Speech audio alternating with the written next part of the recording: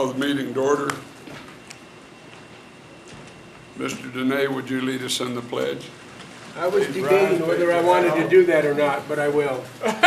I pledge allegiance to the flag of the United States of America and to the republic for which it stands, one nation, under God, indivisible, with liberty and justice for all.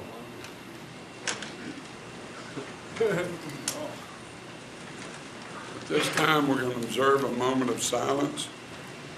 I would like for everybody to consider in their thoughts today Officer Alan Beck, age 41. Officer Beck had been employed with the Las Vegas Metropolitan Police Department since August 2001 and had been assigned to the Patrol Division Northeast Area Command. Officer Beck leaves behind a wife and 3 children. Officer Igor Soldo, age 31.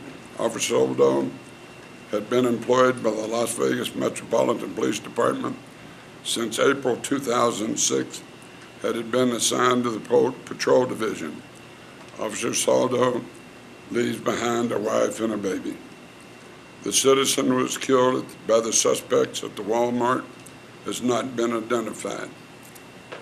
Those 2 officers were killed in a senseless murder. Please think about them in your prayers.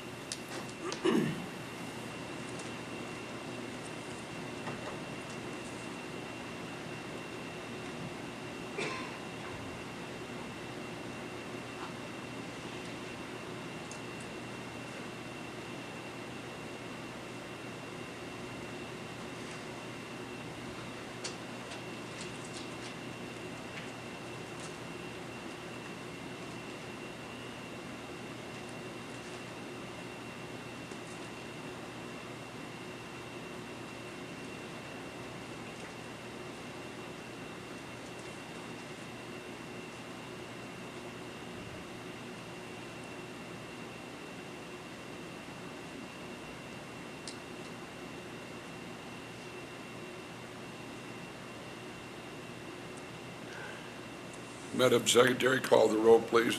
Shivi. Here. Breckus. Here. Zadra. Here. Delgado. Absent. Dorch. Absent. Jardin. Here. Cashel. Here.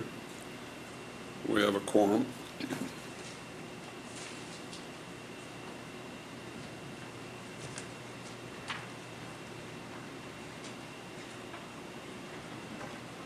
We'll go to the public comment. Dick Bartholet.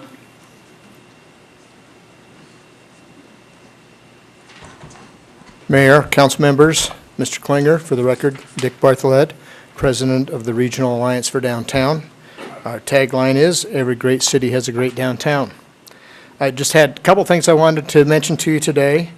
First is that tomorrow evening in the Art Space facility in the West Street Plaza, Alicia Barber will be doing a presentation for RAD and guests on the new History app.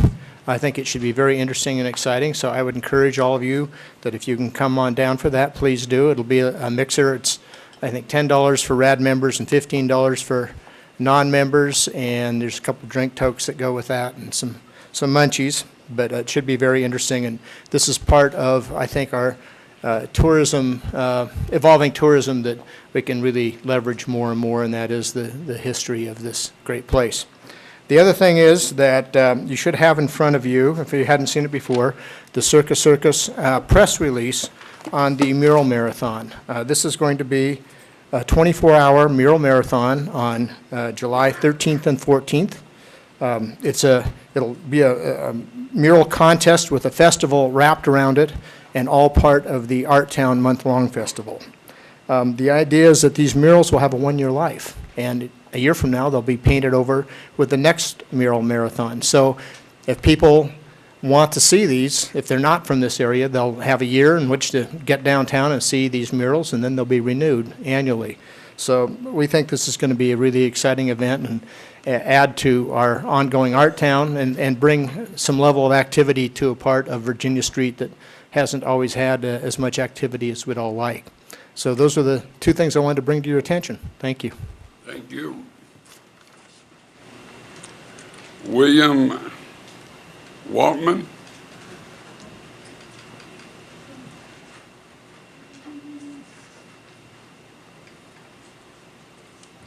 Morning, Mayor, City Council. Last year, we came to the City Council about getting some flagpoles down there at the California building. And I had talked to a couple council members, and I don't know where the ball got dropped or what. I had requested, we had found some flagpoles laying at a fire station, been laying there for almost 6, 7 years. And we had asked, can we have these flagpoles? They're laying on the ground. And all we've been getting is a runaround about these poles. Nobody seems to know about these poles, but they're there. I get emails that we got to have a contractor and all this stuff, and I'm like, that's fine and dandy. We understand that, but can we have the poles? They're just laying there.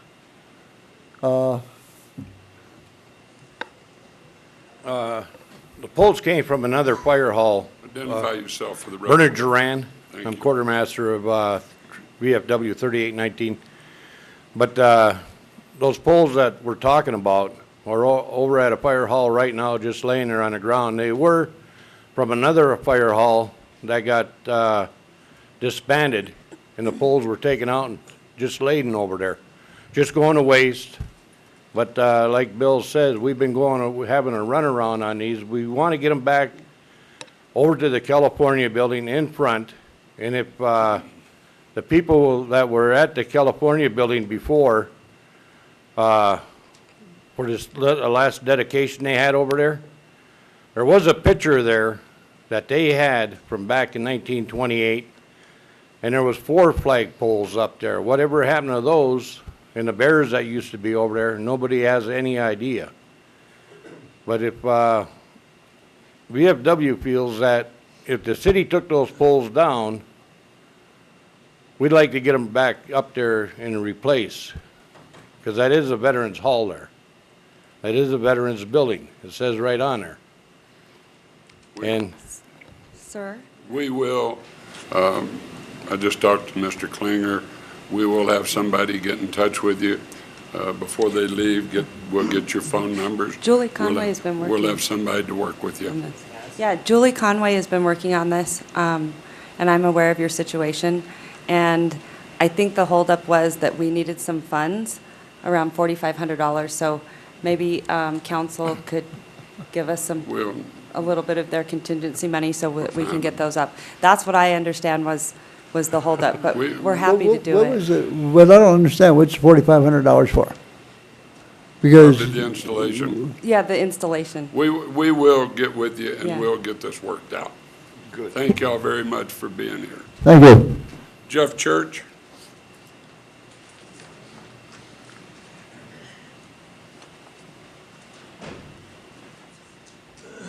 Good afternoon. I'm Jeff Church. I'm a retired Reno police sergeant, also a VFW member from the same post. And I want to, again, endorse what they have to say about getting our flagpoles back.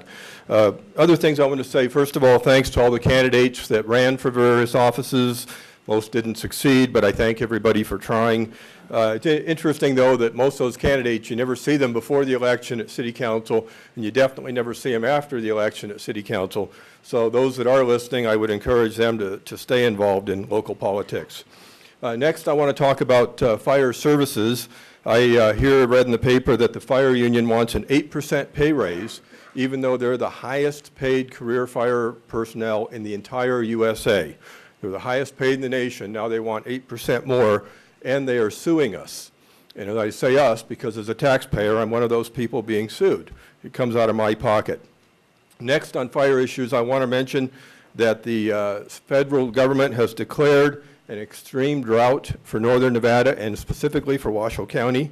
Also, the federal government National Weather Service has decreed that today is a red flag fire danger day.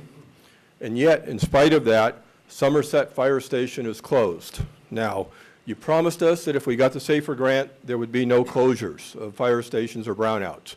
There were. There have been. Yesterday, there were 2.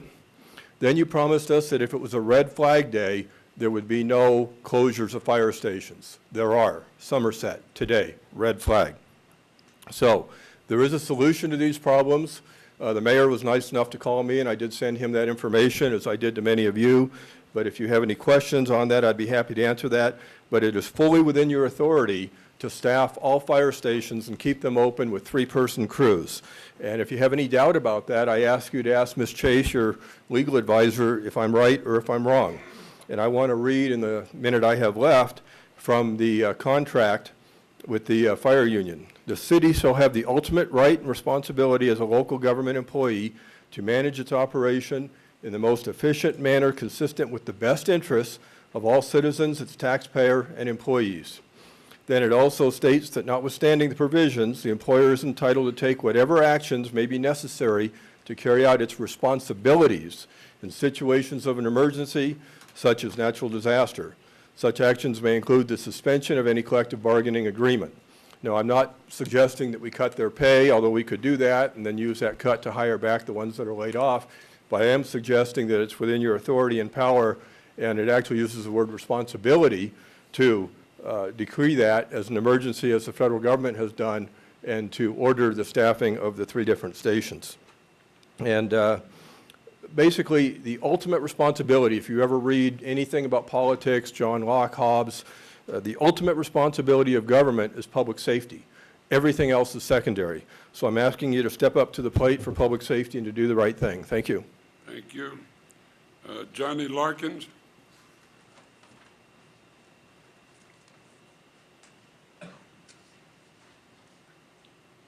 Good morning.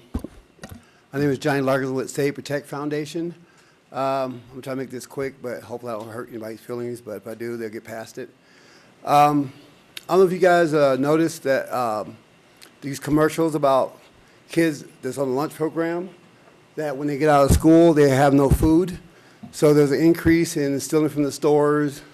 Police run out there, arrest them for being hungry. We feel that there's a problem with this. Also, I go to the stores and I see these little barrels for the Nevada Food Bank. They sit in there for weeks. People get expired food. And the one thing they don't do is deliver food to families. People are shut in. Some people don't drive anymore. Seniors can't get around. I have a problem with this. Our organization stands in front of Walmart, Safeway, and we're a public charity, so we ask for food. As they go in, they come out and they donate food to us. At one point, we got $1,200 worth of food in one day donate to us. We deliver 4 to 5 weeks worth of food at a time to families in need. We fill their refrigerator and their freezer and their cupboards full of food.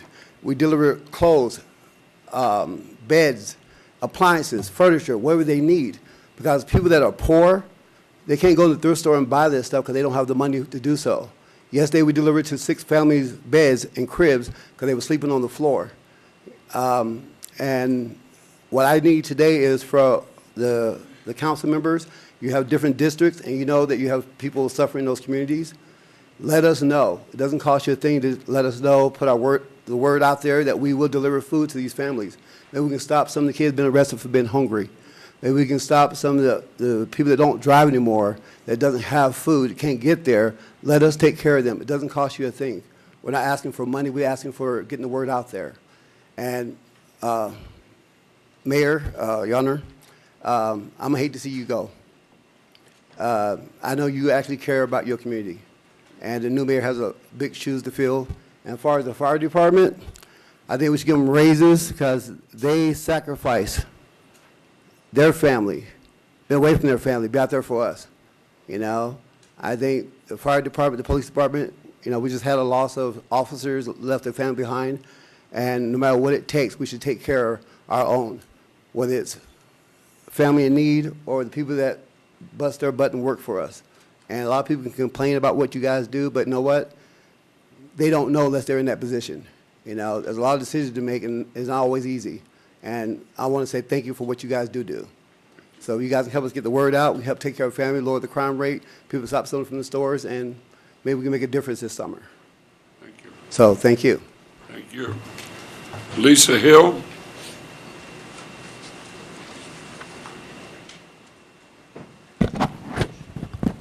Lisa Hill, Washoe County Food Policy. Hopefully everybody knows us by now from the Food Policy Council. We have reached out to all the council members and the city through various means, including Think Reno and the recent community forums. I'm here today to request time, our tagline, I like that tagline, healthy food, every citizen, every day through policy. I'm here today to request some time on your agenda in the next few months to talk about some tangibles that we are working towards with the city, involving the master plan and ordinance changes that would meet these several goals. Healthy food access for all, healthy food sector innovation and economic development, promote existing and new opportunities for urban agriculture, such as community gardens, community-supported agriculture, home gardening, etc. Reduce food-related waste, and then use our local food-related resources wisely, such as water, soil, existing farmlands, etc. So we would just like the opportunity to present some information on the work that we've been doing with the city, fill you in on some of the tangibles that we're working towards with community development and the Planning Commission, and hopefully enlist a dialogue and your support in this overall effort for our community. Thank you. Thank you. And I understand that I need a council person to request. I've heard from Mr. Klinger this morning, I need a council person to request that agenda item. Send somebody a note, we'll work it out. Yeah. Thank and, you. And Mr. Mayor and Lisa, you probably aren't going to stay for the whole meeting. I'll put it on as an L item. Thank you. J. Edward Parker.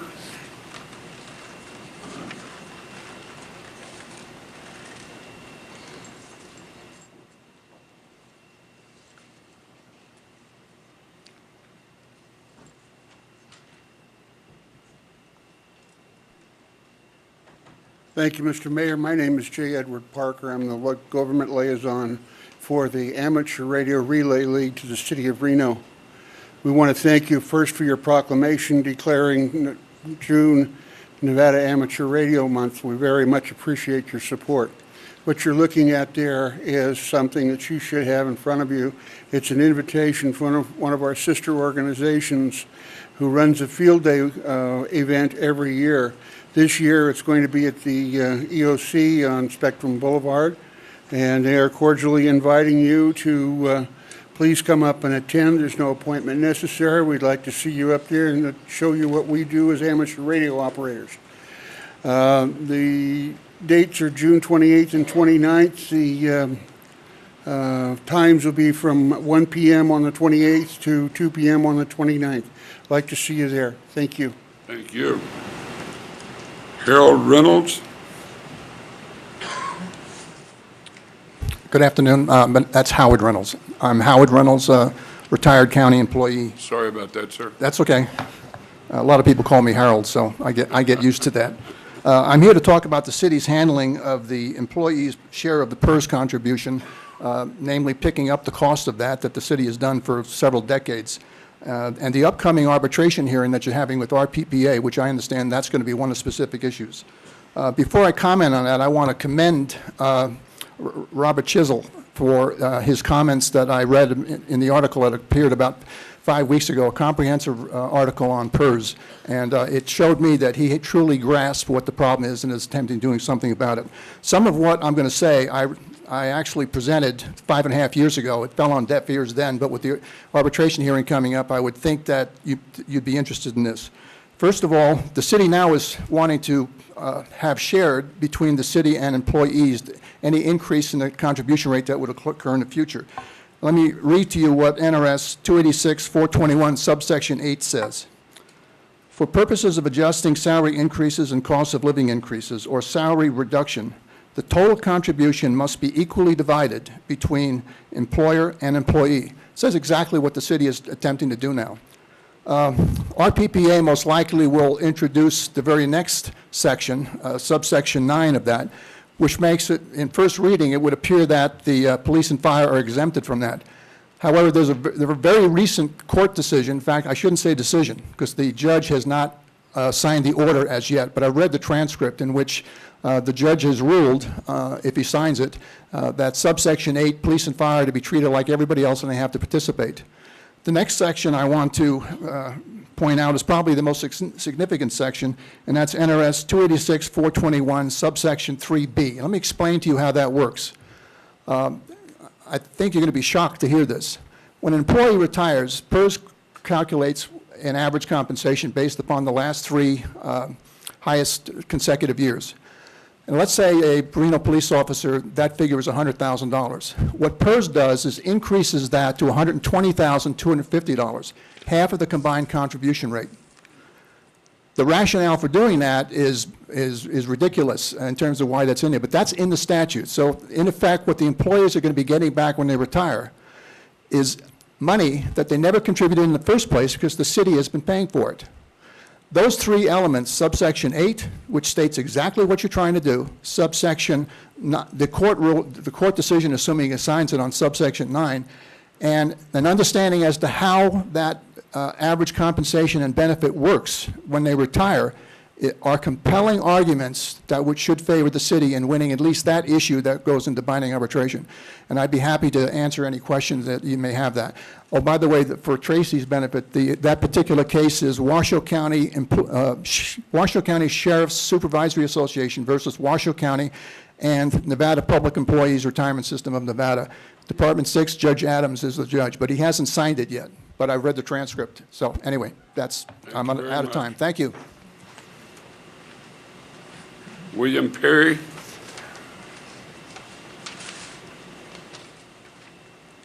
Hello, Mayor. My name is William Perry. I'm a Vietnam veteran, 68-69, and it irks me when I read in the newspaper about our medical care, but it's nationwide. It's not just here. And I'm just asking for a little support from the people that, to call their congressmen and complain about the veteran care, because in 1969, the medical care was better than it is today. And that's sad. You can compare the medical care we got now to the reception we got in '69. Welcome home, thank you for your service, that's great. Much, much better. But, the medical care has got worse. And I don't know, I think I would just like all the people in Washoe County just to write their congressman. Give them a call. We're going to try to start a nationwide with the Vietnam veterans to try to get this done. Because, reading in the newspaper what it says, I mean, you got to be sad, People dying because their appointments are passed when, you just can't get it. The VA farms out eye care, dental care. Why can't they farm out doctor care? And just for everybody's enjoyment, my little brother, and he's going to go on this too, he's in Montana. He's a singer-songwriter. He wrote the song America's Heroes. He's been at the Vietnam Wall 4 times. We go around do Operation Stand-Downs all over the country. And we're going to try to get the whole country behind this, because reading the newspaper, hey, but the next day it's a different story and everybody forgot it. I think we need a little bit of help getting this done. Thank you. Thank you, sir. Ronald McGee.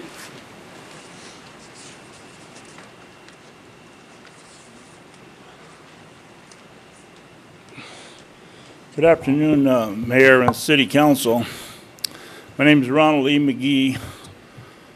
I'm recovering from bad medical treatment from the VA hospital, but St. Mary's saved me in West Hills Hospital for 30 days of a coma. So my speech is a little off and my short-term memory is not too good, but my long-term memory is very good. What I'm the one who invited Mr. Perry to today. He's an ex-staff sergeant, 19-year-old Vietnam, Silver Star winner for flying a helicopter, and he was a gunner, and he saved like 15 Marines. So that's why he's here. But my background, I'm a U.S. Army retired AT&T union leader, but I was a football player and a boxer in the Army. But I'm a disabled veteran because it was service-related, so I like to be honest about that. So I didn't get no Purple Heart.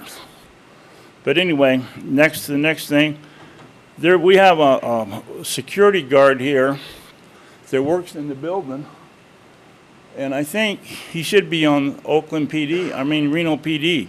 He's badge 117. He's signed up for everything, and I was hoping Mr. Pitts would be today and kind of expedite that. but he's badge 117. Maybe the assistant chief that was standing back there can take care of it.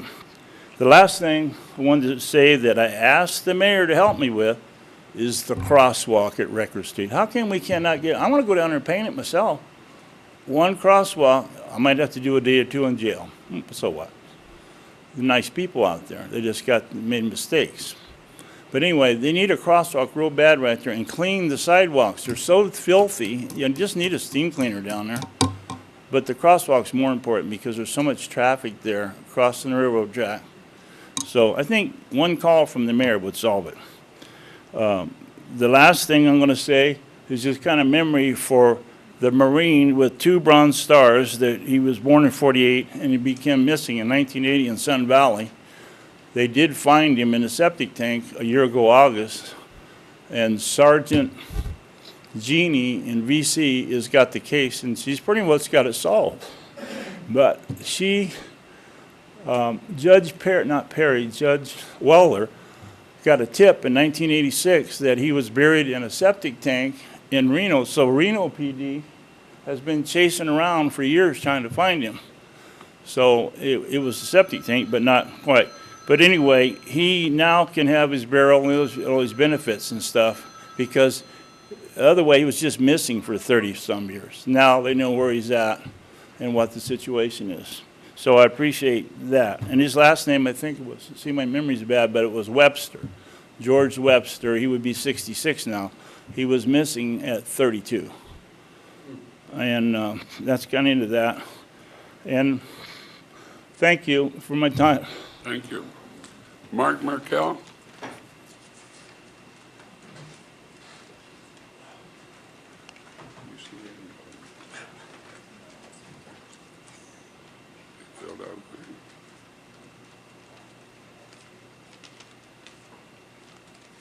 Thank you. Thank you, Mr. Mayor, City Council members, and City Manager. I come here every meeting to say this because it's important to me. And my name is Mark Markell, and my mission in life is to educate students in the community about what happens when someone gets in a car with a drunk driver. I'm reading from this today because I suffered traumatic brain injury and get off track. Through Mark's pad, People Against Drunk Driving, I help to prevent others from making the same mistakes and suffering the same consequences that I have. I had a car crash and rolled 8 times. I was not wearing my seatbelt. It wasn't mandatory back then. And I was ejected and the car landed on my head. I was in a coma for a month and in the hospital 5.5 months more. Once I regained consciousness, I had to learn to talk, walk, and even eat all over again due to the traumatic brain injury. I can't do everyday tasks. My life has completely changed as a result of getting in the car with the drunk driver. Please don't let this happen to you. Kids, listen to your parents because they were young once, and listen to your teachers. They just want to make good citizens of you. They're there to help. I never listened to either one, and look what happened. And I want to congratulate you. I forgot your name, but Hillary. Thank you. Thank you. Eddie Lorton? Eddie Lorton?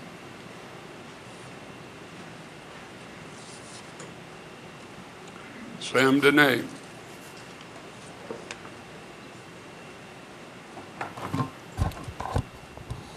Sam Dene. possibly soon to be the retiring encyclopedia of Reno government. I've been to every city council meeting since 1994, minus about 4, and I've tried my darnest to try to make this a better city, and I think I've done a darn good job, and I don't ever ask for any help or any respect or anything. I just want an honest playing field. You know, when I saw that ballot out there with 18 people wanting to be mayor, I was very skeptical. I said, this is really weird. And of course, I saw the names on there, and I had never seen any of those people except one at any of these meetings. I never saw them doing anything. But that being said, as I got to know them and hear them and see them in action, turned out they were some really talented people. Really, really talented people. And I'm saying some of those people, many of those people could be mayors. I guarantee you, right, from A to S. There were a lot of talented people. And but there was one thing about one person that stood out totally different from all of the rest. A young Marine Corps veteran who's been on the battlefields here at government for the last 15 years. That's what he stood out from the others for one reason, on the battlefields here. Number 2, he came into that election yesterday with 21,180 votes. 21,180 votes. You know what that is for a Marine? That's an entire Marine Corps division of loyal voters. And Americans love their Marines. Americans love their Marines. But you know what happened, ladies and gentlemen? I'm going to put this up on the screen so you can see it a little bit better, and so the people up in TV land can see it.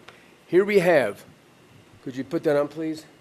Here we have, which was exactly, whoops, an impossible, anyway, I'll hold it up. She doesn't know how to focus it. Anyway, that's 21,180 votes. Do you want to know how many votes the vote stealers claim he got? 208. An entire Marine Corps division was wiped out by the vote stealers, ladies and gentlemen. An entire Marine Corps division was wiped out by the vote stealers, and that is exactly what happened, because those Marines, they go into battle, they fight and die for America to protect the Constitution, the right to vote. And to see this, to see that right there, there's the numbers. 21,000 goes down to 208. Flat outright impossibility for that to happen. Flat outright impossibility. There it is, Danae. Stolen votes. Vote stealers should be tarred and feathered, and then drawn and quartered, and then executed. And Ms. Sheevy and Pez, you better reach out to Danae, because it's harder to steal votes from somebody when his name is not on that ballot. Those 21,000 people still want him in the action. Thank you very much. Any other public comment cards? Have no other public comment cards? I'll bring it back to the council table. Now the city manager's announcement. Thank you, Mayor and Council. Today I'd like to recognize 2 of our city employees. First, I'd like to take this opportunity to congratulate Tracy Chase, who recently received the 2014 James M. Bartley Distinguished Public Lawyer Award from the Nevada State Bar's Public Lawyer Section. Tracy has worked for the City Attorney's Office since 1998 and has served as Chief Deputy for Reno since 2006. So let's give her a big round of applause.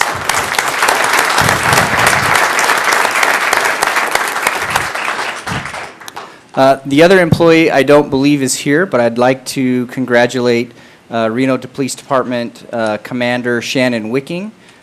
She was selected as one of the Nevada Women's Achievement Award recipients for 2014. The award is issued by the Nevada Women's Fund.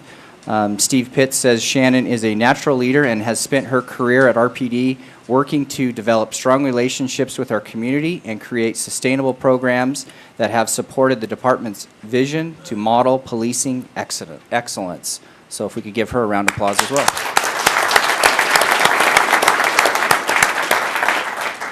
Thank you, Mayor. Thank you. Now we go to the approval of the agenda. Pulled items will be item J1 has been pulled. Item E8, for it to pass, all 5 yes votes needed to pass. Pull from the consent agenda vote. Change order for roofing sheet metal. No, we're going to leave that on. Which one? E8? Item E8, E8. it takes 5 votes, and I don't know why, if we don't, Oh. it'll come back. Is that under that statute? That's, yeah, that's. Okay. All right. E8, and what was the other one? J? J1, Okay. yeah. We're not going to pull it. Proclamations today, National Safety Month, United States Army Week. Presentation, Economic Development by Michael Thomas. Public hearings, warehouse distribution, item F1, F2, West Pueblo Alley abandonment, item F3, Memorial Drive abandonment, item F4, medical marijuana establishment, F5, regional business license. Item F51 requires all 5 votes for to be passed. Resolution authorizing a medium-term obligation, interlocal cooperative agreement establishing the regional business license and permit program.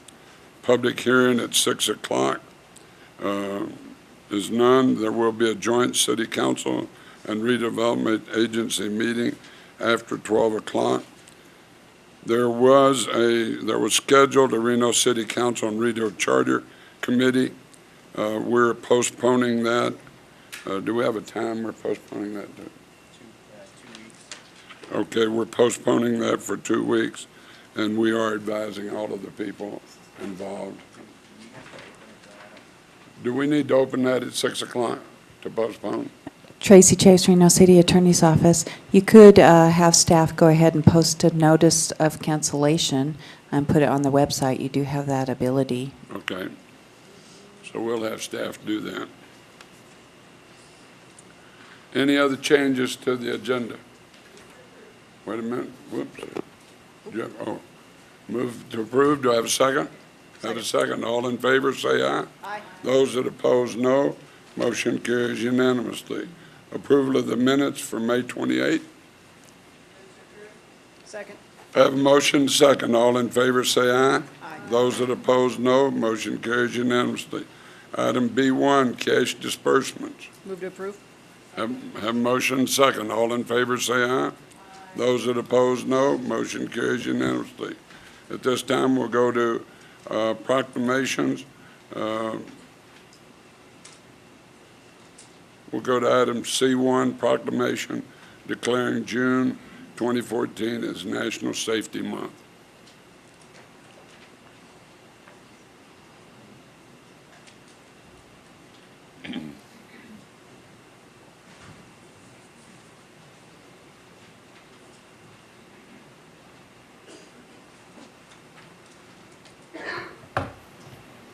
Thank you, Mr. Mayor. It's a pleasure to recognize our team for this proclamation. Whereas June 2014 has been designated National Safety Month by the National Safety Council, and whereas the National Safety Council commends all of those involved in this effort to provide and encourage safe working environments for this nation's workforce. And whereas the safety and well-being of the city's workforce is a priority for the City of Reno, and educational safety training is important for a safe working environment. And whereas promoting safety through constant diligence and attention to risks in the workplace, the city and its employees may be instrumental in the efforts of providing a safe working environment. And whereas a month-long effort to observe safety in the workplace that will express the need that we all must have for appropriate safety procedures within our city, now therefore I, Sharon Zadra, for Robert A. Cashel, Sr., the Mayor of the City of Reno, do hereby proclaim June 2014 as National Safety Month. Thank you.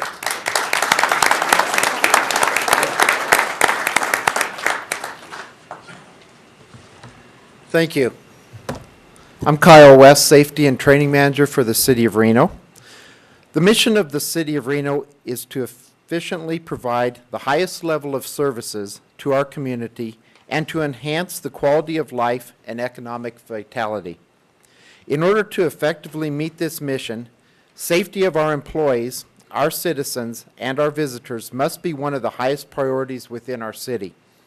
It is apparent through the words that were read in this proclamation and the support that has been given to our citywide safety program that the leaders and senior managers of the City of Reno do consider safety as a priority. Safety is the responsibility of everyone, but to promote safety within our work environment and community takes a team effort from a number of experts whom are not only technically competent, but passionate regarding safety. During this National Safety Month, I would like to thank the men and women that put their lives on the line every day to keep us safe. The safety managers, officers, and specialists that protect our workforce, and the members of our citywide Safety, Security, and Emergency Management Committee, some of whom are standing with me here today. In order to continue sharing the importance of safety to our employees, our citywide safety committee will be putting on a safety fair at Wingfield Park on June 18th from 11 a.m. to 2 p.m., and we would like to invite you to attend. Thank you. Thank you.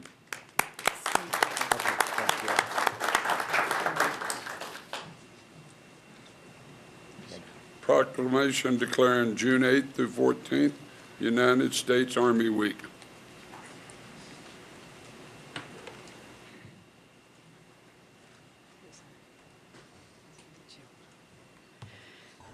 Well, I'm very excited to get to read this proclamation for United States Army Week, and particularly in light of the number of veterans that have shown up today and spoken here. So it's my pleasure to read this to Staff Sergeant Juan Leyva, United States Army.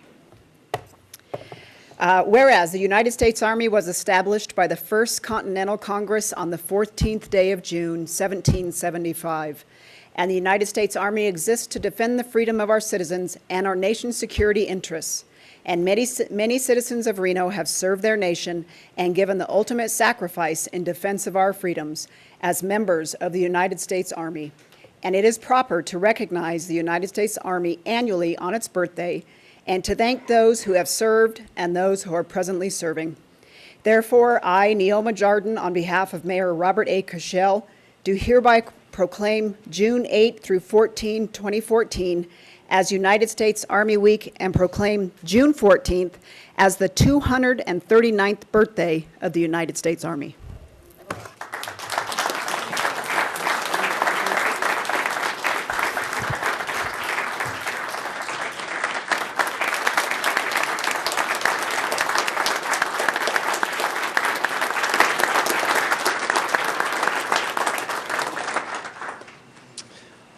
Mr. Mayor, council members, for the record, my name is Captain David Robinson. I'm the commanding officer for United States Army Recruiting Command. And on behalf of the United States Army, I want to thank the city for their continued support and the proclamation that was given to us today. I wondered what I was going to say when I was going to come over here, to be honest with you, Mr. Mayor. And a lot of things came to mind preparing for this, but ultimately enough, for me and my men, it means a lot that the city supports us. It means a lot that the city supports the United States Army. I personally joined out of the same recruiting station that I now command over 20 years ago, and I proudly served my country in over 5 different countries in combat. And I can tell you it is a warm and welcome feeling to come home to after 20 years of service, knowing that the city supports its service members. It's very, very important to us, and we are very, very thankful for that. So again, on behalf of the United States Army and on behalf of myself, I want to say thank you. Well, we appreciate everything you do and your men do. And I want to apologize because every year that I've been mayor, we've had a cake, and you bring a saber down and we cut it, but we didn't do that this year. Well, my saber is still hungry. We appreciate everything. Thank you very much.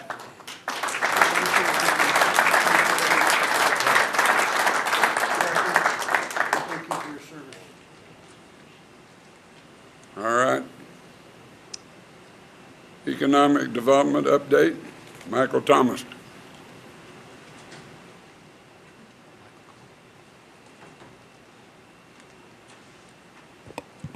Michael, think you were going to come over and get him? Okay. You're up, sir. Thank you, members of the council. My name is Michael Thomas, and I am a partner at Noble Studios, and I'm joined by Susan LaPiccolo and Jared LaPiccolo, who are the founders of Noble. And we have a pretty simple mission today, which is really just to give you what we think is a pretty compelling story about a business that is having some very strong success within the city, just about, I don't know, 4 blocks up the street. My office looks at the city hall every single day. So we wanted to come in and tell you about some of the developments that have happened within our company, and we do believe the city of Reno and all of the effort that's being done to create, a world-class downtown and an economic environment where entrepreneurial businesses can thrive. So we just want to quickly tell you about some of the things that we have been up to. So first and foremost, we are a company that focuses in on digital marketing, and we have a talented team. We are an independent agency of about 45 people. About 65% of the folks that we employ are folks from the University of Nevada system, whether that be the University of Nevada, one of the community colleges, or 2 University of Nevada Las Vegas Rebels who relocated up to the north. Now you're pushing. And we have been very blessed as of recently to gain some accolades on the work that we do. What do? We focus on technology solutions for marketing. We really try to boil down some very complex work that we do into 3 buckets. We help our clients think about the strategy and the communication they need to make when they're going out and telling the world about their products. We help them make it, which is the technology building and the design. And then we work on focusing on measuring what their marketing is doing so that they can tell the story to their constituents about whether or not it's successful. So a couple of distinctions that we've received in the last year. We are a member of the Inc. 500-5,000 list of the fastest growing private companies in the country, and that's validated by growth. We have grown 50% year over year over the last 3 years in our company, and we're projected to grow another 50% this year, which is getting us to our head count. We do focus on retaining and attracting quality employees, so we do focus on being one of the best places to work. We're very proud of the fact that we do 100% of not only our employees' benefits, but 100% of their dependents as well. And we focus on that to try to attract and retain the best talent, and a lot of it coming out of the university. Specifically why we're here today is we wanted to give you a story to tell about that the #1 business in the state of Nevada by the Small Business Administration was Noble Studios, right in downtown Reno, which means that we competed against all the other small businesses that chose to submit based on financial criteria, based on growth rate, and based on commitment to the community. So it was great to go down to Southern Nevada, and we'll show you some pictures in a second about that, and tout the fact that a business from Reno was able to gain that distinction. The other thing that we focus in on heavily is outside validation, not only for the work that we do, but we are one of only 300 Google Analytics certified agencies and Google Analytics certified partners in the country. So this helps us gain and attract business, and it's worked. And just the story of how we've been able to grow so fast is we focused heavily on attracting clientele from out of market, and we want to give you that success ratio that says there is no business in the world that can't gain a client from over in Silicon Valley or Southern California or the East Coast while you're doing business here in Reno. These are some of the companies that we've been able to acquire. About 75% of our clientele is out of market, so we feel very proud about the quality of the work that we have to do to be able to compete. A quick story, we were down winning the business from the city of Santa Monica. We're actually doing their destination marketing website, which is a great location, and I love being in the room when they announced that the winner was from Reno, Nevada, and everybody went, huh? We better check out what's going on up there. So we think we do a job of helping to tell that story. So a little bit dark, but this was an opportunity we had just last month to go back to Washington, D.C. As one of the award winners from the state of Nevada, we joined roughly the 50 other small business winners from the other states, and had a great opportunity to meet the founder of Papa John's Pizzeria, who came in and talked about his success, the founder of Sam Adams Beer, and I will note he did come on stage and pour beer and drink throughout the whole thing, which I thought, wouldn't that be great if that was our ability to do that all the time? But we learned some great success. We had the opportunity to get a private tour of the White House. The President and the First Lady were not there to be able to go and address us, but it was still great to have that access. And then we culminated kind of a whirlwind month down in Las Vegas, where we received our award with the head of the Small Business Administration for the Western region. So I talk fast, which is why I'm talking today to try to give you that story, but we do really want to sincerely thank you and encourage all of you at some point to come by our offices. We're just up the street to visit some of our staff. We're very proud of the work that we do, but we do want to encourage you to have small businesses be a part of the process, and we know that you do, but we get very busy. And sometimes have to focus on our business and not able always to come down and participate in the public process. But I will tell you the improvements you're making in downtown, giving our employees places to go and have a drink, to have clients come in and host, and every single person from Google to Autodesk to Ford to eBay to Dolby that come into Reno to visit our offices go, I can't believe what's happening here.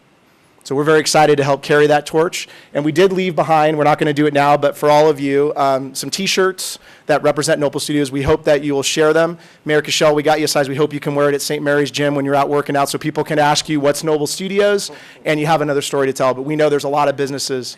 What size? We did. We brought it just for you. It's special. But we do hope that you're able to at least rattle off another story, and we know there's a lot more in downtown, and we're very proud to be a part of it. So thank you very much for allowing us to come today.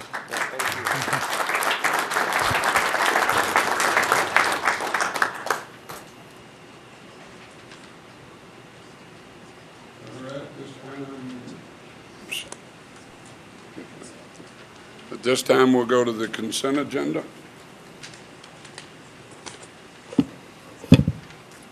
Any items you want to pull for discussion? Yes, Mr. Mayor, I'd like to pull items E2, E2, E7, and E9. 7 and 9. Any others? Wait, what, did you have one? Nope. Oh, okay. Motion to approve all others? Second? Have motion second. All in favor, say aye. Aye. Those that oppose, no. Motion carries unanimous. E2. Staff?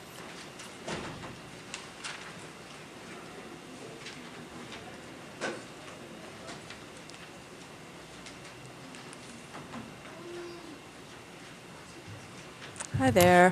Fred Turnier, Community Development Director with Elaine Wiseman, the CAC Manager. Okay, I thought I'd sent some emails or some inquiries to the city manager about this item. Did you get those? I had some questions about the staff report.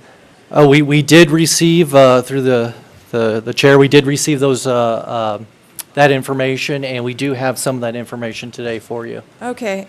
I guess my first question is, this, in the discussion section, goes back to a tax equivalent formula that was originally adopted with this. I don't understand what a tax equivalent formula is. What is that? Elaine Wiseman, Community Development Department. Maureen McKissick is going to touch on that.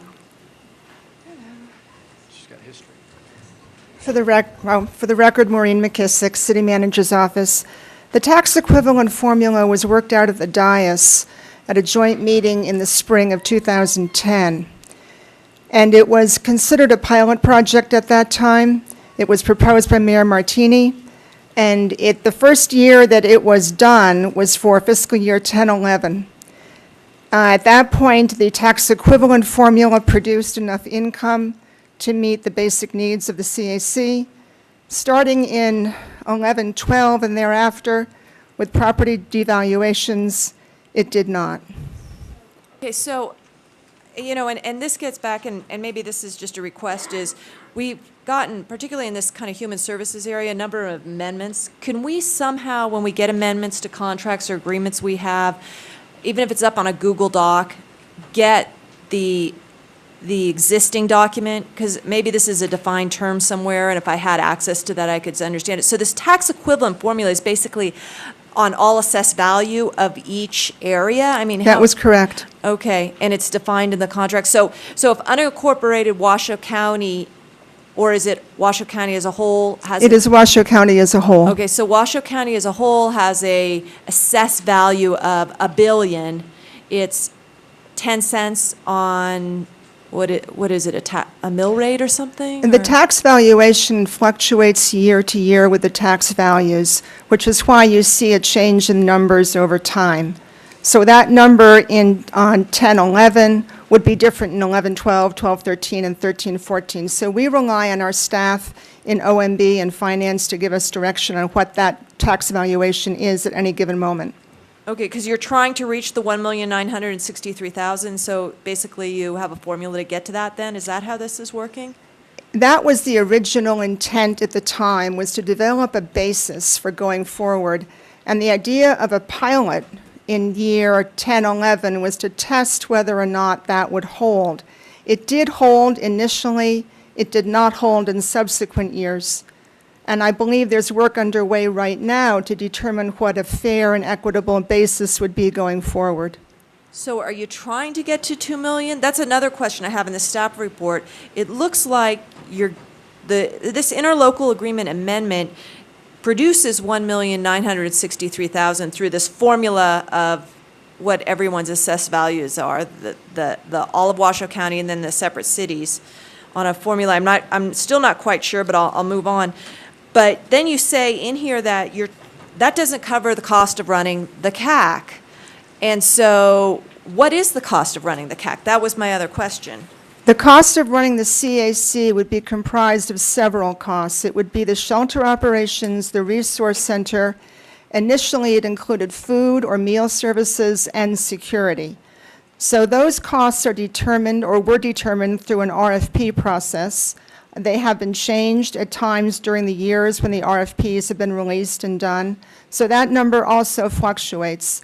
And Ms. Wiseman's job within community development is to track that and to align the resources with the expenditures or expected expenditures for the year. So what is the cost for 14, 15 for all of these things? And that's another question I had is when you mentioned shelters, the city unilaterally, I guess, decided to do, and I don't dispute it, I voted in favor of it, the overflow. And then we voted to extend the overflow. Is that thrown into the number you're going to tell me to run this program for the next year? Elaine Wiseman, Community Development Department. Right now, the proposed budget is the 1.9, the number that you see in front of you.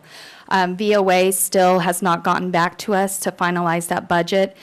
They came in with a number that was higher, and because of the agreements that the jurisdictions are going to, the funding amounts they're going to give, we had to ask them to scale back slightly to have it match the 1.9. Okay, so we're prepared. And that does not include an overflow. Okay, the overflow is money that the city's doing separately, and it's over on a separate contract. Correct. And that agreement's with BOA, right? Yes. Okay, so this other sentence here that says, again, this formula allocation does not cover the complete cost of operating the CAC, and as lead entity, we're trying to identifying all necessary operating resources. What is the shortfall that we are trying to do, or are we telling BOA, this is all we have, we need to downscale services, and are we downscaling services? No, we are not asking them to downscale services. We're asking them to make some adjustments to, they proposed, some salary increases, et cetera. So we're asking them to scale back on some of the things that they had asked for originally. And again, we've also put that in the new contract, their fundraising. We're asking them to, when they do their fundraising, that a portion of that needs to go back directly into the center to cover any operational shortfalls. Okay, and when does our contract with them expire? June 30th. Oh, so you'll be bringing that forward? That's on the next agenda. Okay, and didn't we add some additional staffing over the year in that contract? Some security staffing? Didn't we bring some staffing in? Yes, they operate a site monitor program now, which has eliminated our previous security company, Securitas, which we used for security over there. Is that in the Yes. 1,963,000? The 1.9 includes the outreach monitors, which is the equivalent of the security, and it also includes the resource center as well as shelter operations for the men's, women's, and family shelter. Okay, and then I did ask on this last sheet on the funding by source. The city of Reno, I was asking the source of everyone's funding. So we've got emergency shelter grants, 151,000. Those are CDBG. No, those are a separate Those housing. are separate. Okay. The $477,000 that we have in there, is that part of our bond repayment for the construction of the CAC? No, I don't believe so. That's all CDBG. That's all CDBG? Yes. So we are skin and game into this, all federal funds? Yes. Okay. Washoe County, 1.234 million. What are their sources? How do you break that down?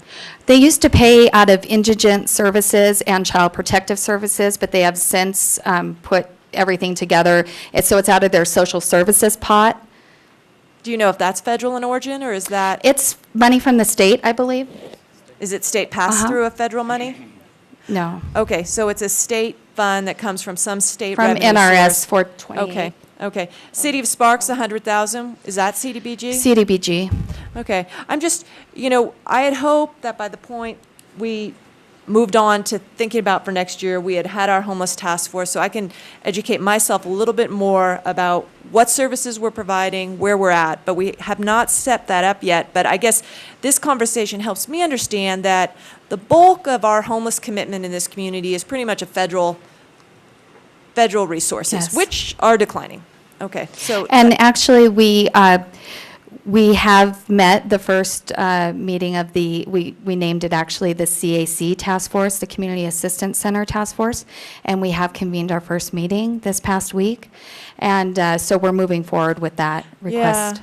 And I guess, we gave direction that wouldn't be and I heard back from Mr. Thomas during the week that wouldn't be is not an appointed by council committee, so it's not public or advertised. Are there agendas we can see or minutes being produced? Because I would like to keep informed of what we are doing on this. And I'm not seeing a lot come back. I'm seeing agreements come back. Yeah, absolutely. I'll put together a memo this week that. And you're taking minutes? Yes. And also, I want to invite all of you, because I don't think some of you have been over there, but you should go tour the Community Assistance Center to see what it's like and what we do give and what the benefits are. Because I know that quite a few of the new people have not been there, and we should do a tour of it. I would be more than happy to give anyone a tour, yes. Yes, sir. Mayor and council too, if there are council members that would like to attend those task force meetings, if you would just let us know and we could. That's what I was going to say. As the one who initiated the homeless task force, I was not aware of the meeting that you had, and I have many questions as well. So yes, I would most certainly like to be involved in that. And we did have a list of people that we had put together that we believed would be good contributors to that. And so I hope they are included in these meetings as well. Okay, you want to give me a motion on the? Motion. Have a motion second. All in favor, say aye. Those that oppose, no. Motion carries unanimously. Item E7. Thank you. Okay. I just have a quick question on this one. And this kind of gets back to a question I asked related to something we were doing the other day, too. I think it came through here. It might have been the Joint Coordinating Committee. This is, we're going to do well monitoring in an agreement. We're letting one of our wells go over to USGS for groundwater monitoring. And just with our limited capacities as, as staffing and so on, why don't we let Tumwa take the lead on this or give them the well? Because they're the water people. And save our resources, to focus on other things. For the record, Ryan Bird, Environmental Services. My understanding, the well was of no use to the city of Reno. That was the rationale of giving it to the remediation district in the first place. They haven't found any leads with the PCE that they were trying to assess, so it was no use to them. And rather than them just abandoning that well, they wanted to give it to the USGS to, the USGS has a database to collect all sorts of data. They were the only ones who had use of this well. That's how this came about. Are we still involved then, or are we done with this well and it's moved on? The city of Reno has no use for it. Okay, so we're giving it to them, so we're out of it. We don't Correct. have to deal with this anymore. Correct. Okay. And the value of doing that, the USGS gets a value, and then Okay. we don't have to pay to properly abandon that. So Okay, there is I some thought we value were to that. still going to be involved working with USGS. That's what I understood from the staff report. No. Okay, I'll motion then. Have a motion, do I have a second? Have a second, all in favor, say aye. Those that oppose, no. Motion carries unanimously. All right. Was there another one you had? E9. E9, that's Yeah. right. I guess this is something, or staff? It's you. And I get what this is. My question is, was this in the CIP? Because I don't recall seeing this in the CIP as a highlighted item during budget. As far as I can recall, no, it's not part of the CIP because we are using PEG funds. Well, I don't know. I mean, I have a little bit of a problem with that. I think whatever funds we use, the CIP should be a big enough, robust a document to see where we're investing. And that brings my other question. What are public PEG funds? I've never heard of these before. If they were in the CIP, there'd be a reference to what they are. The PEG fees are back from when we had the franchise agreements with Charter, and there was a portion of that that's set aside for public broadcast of things such as these council meetings. And so they are earmarked, if you will, for only items that that deal with being able to do public broadcasts. The final of the PEG funds? Or, I mean, again, if it was in the Yes. CIP, I could understand, how much we could expect or what the uses of these funds are. Is this done with?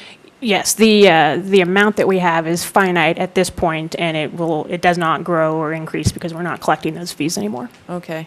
Do you have anything to add? To further clarify, yeah, Kate Thomas, Office of Management and Budget, we have about $450,000 in the PEG fees. That's before this expenditure. So once those funds are depleted, there will be no more additional resources going into that account. Okay, so this is 250, so we have $200,000 left of PEG funds, right? Do we After have to this. expend those on any period of time? No, not to Okay. my understanding. I mean, I guess, when we're talking $250,000, big numbers, I think there should be highlighted through the budget process or the CIP or something. So that's my thinking on that. Well, Mayor and Council, I mean, I think the reason this didn't come through the normal budget CIP process is because of the restriction on the PEG fees. And obviously, we're bringing it to council today to have that discussion, so I don't. well, I guess the PEG funds, can they be used for free Wi-Fi through downtown? That's a broadcast sort of thing. I mean, what do other cities use their PEG funds for? We can certainly get together some more information and get that back to council in a memo. I'm not sure if the Wi-Fi would, it's usually Susan Ballroth, Deputy City Attorney. No, they could not. They're operational for capital improvements for public programming purposes, such as the upgrade of this council chamber, production equipment facilities, but you have to tie it to that public programming purpose. Okay. Susan, what about content? Producing content, could those funds be used for that? Capital projects. Just all capital? Mm-hmm. Okay. Give me a motion. Motion. Second. Have a motion, second. All in favor, say aye. Those that oppose, no. Motion carries unanimously. This time, we'll go to public hearings. Item F1, Madam Secretary, have all the notices been sent? Yes, Mr. Mayor, for the record, proper notice was given and no correspondence was received. And Okay. this is bill number 6903, ordinance amending the Reno Municipal Code Title 18 Annexation and Land Development, Chapter 18.08, in order to allow warehouse and distribution centers in the MU/DRRC/Wells mixed-use downtown Reno Regional Center, Wells Avenue zone, together with other matters properly relating thereto.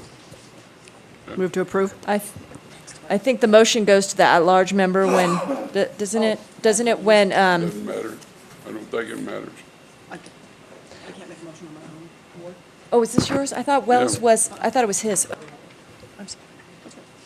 I didn't know if it was procedurally. I'll second your motion. Okay, have a motion, second. All in favor, say aye. Aye. Those that oppose, sorry. no. I was Motion reading- carries unanimously.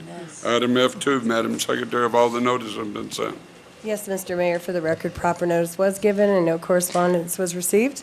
Could we get a staff report on this, Mr. Mayor? Yeah.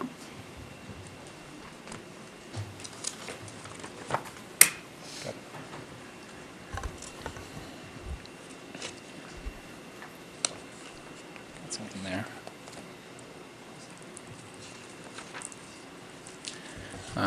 For the record, Bill Gall, Senior Civil Engineer, Community Development. Before you today is a request for an abandonment of a 15-foot wide by approximately 100-foot long portion of the alley south of West Pueblo Street, located between Tonopah and South Virginia Street. being the alley adjacent to the parcel containing the old Heritage Bank building. The property requested for abandonment provides access to the applicant's property as well as 4 parcels abutting the south alley of the abandonment, property's alley south of the abandonment. With the approval of the abandonment, the applicant desires to incorporate this section of the alley into the adjacent parcels and develop a property in a manner that is consistent with the goals of the city's South Virginia Transit Corridor Midtown District. The proposed abandonment is not in conformance with the City Master Plan Policy P4, which does indicate that the existing grid pattern of streets should be preserved. Public streets, alleys, and ways located in the city center and traditional neighborhoods should not be abandoned. As the alley provides access to those 4 southern parcels and the associated businesses located in the southern portion of the block, staff recommends a condition of approval, which was number 5, which includes the requirement to provide a public use easement through this property to, which would in a sense replace the abandoned portion of the alley. And I'm going to note here as well that condition 5 required that easement to go to West Pueblo or Tonopah Street. The applicant has asked if they could include South Virginia as a potential for that easement if approved, and staff would recommend approval of that. The area requested for abandonment separates the existing building from the parking area to the west. So this right-of-way, in a sense, acts less as an alley and more as a private driveway. The existing alley width is 15 feet and does not support two-way traffic and is poorly marked and signed as well, with only a single one-way arrow in the north portion of the alley adjacent to West Pueblo Street. With the abandonment of the north portion of the alley, staff recommends that the applicant provide appropriate one-way signage in the remaining portion of the alley and striping to limit the remaining alley as one-way access from Mount Rose Street. Okay. City Public Works Department and all local utility purveyors have reviewed the abandonment application. AT&T Nevada has identified existing utilities. The order of abandonment should reserve access easements to continue operate and maintain all utilities in the abandonment area. And the applicant would have to relocate these utilities prior to any development. The engineering staff recommends council determination that the public will not be materially injured by the proposed vacation and approve the abandonment subject to the conditions in the staff report. I'm available for questions as well as the applicant. I do have a question. I see a letter in here that the community development director is in support of the project. It's unusual that a regulator comes out in support of a project before, I don't understand that. And it calls it a redevelopment project. Is this going to be on the redevelopment agency agenda?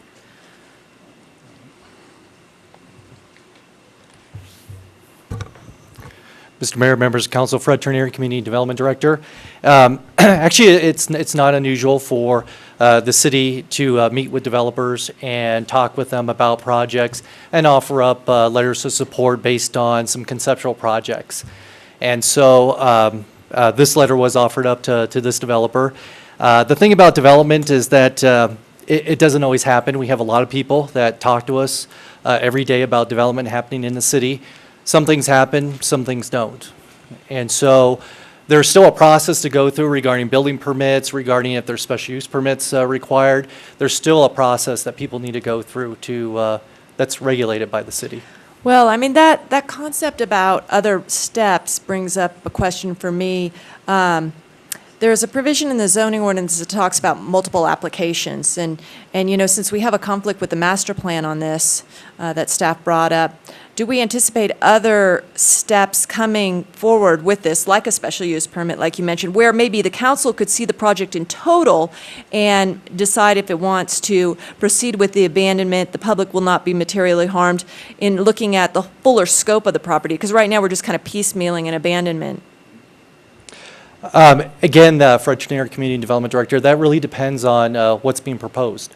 Well, what was proposed to you, did it call a flag that a special use permit would be required? Well, a lot of times a special use permit is triggered by the uses. So the uses were broad, general retail. Well, one of the uses is a drive-through?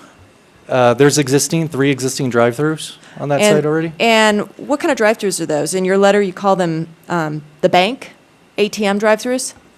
Yes, I believe the Heritage Bank ATMs. And I had asked for a memo a couple of weeks ago on drive-throughs kind of related to another project I think the same person is proposing. And it seems like an interpretation has been made in these letters, in my response to what I asked, and in this letter of support, that banks with ATMs get to turn those into fast food restaurants, drive-through windows, and they're the same use, and it's not a conforming use, it's basically the same use under the code?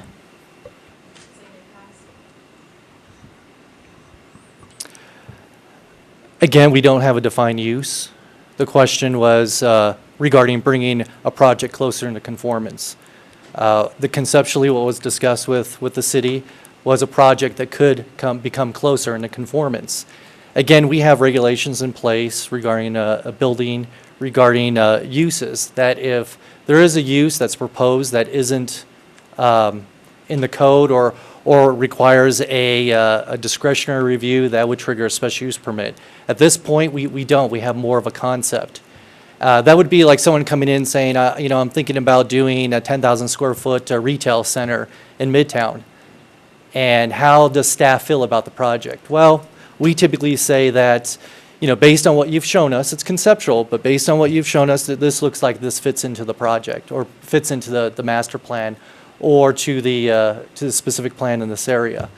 And so we offer those up quite often. Now, we don't know if there's going to be a food drive-through here. They were just asking about the drive-throughs in general. Okay, so you're saying it's unrelated to the abandonment, but a drive-through would be an allowed use here because it's bringing it into closer conformity to what? Because are drive-throughs allowed in this zoning order, in this zoning district? As far as I know, the abandonment, that has nothing to do with the drive-through. Okay. But to answer your question specifically, that they have 3 drive-throughs currently. Mhm. Drive-throughs are not allowed in the South Virginia Transit Corridor. Okay. And so what discretion that staff has is, how do we bring a project, basically an infill project, how do we bring that closer into conformance with code? Because we understand that redevelopment not in a tax increment standpoint, but infill development is difficult to do within the city, because typically you're not in conformance with landscaping, with parking, with floor area ratio, and even with use. So we incrementally try to bring these projects closer into conformance with the code. So 3 drive-throughs, which were at the bank, ATM, or put your money through and it goes through the pipe over there, is closer conformity to the code that says no drive-throughs. If you put in a Starbucks drive-through, that's closer conformity, closer impacts to the vision for the zoning district is where you're saying. And you're saying that you also have the discretion, not the council that says that, and the code says for non-conforming uses, to change a non-conforming use, the council issues the special use permit.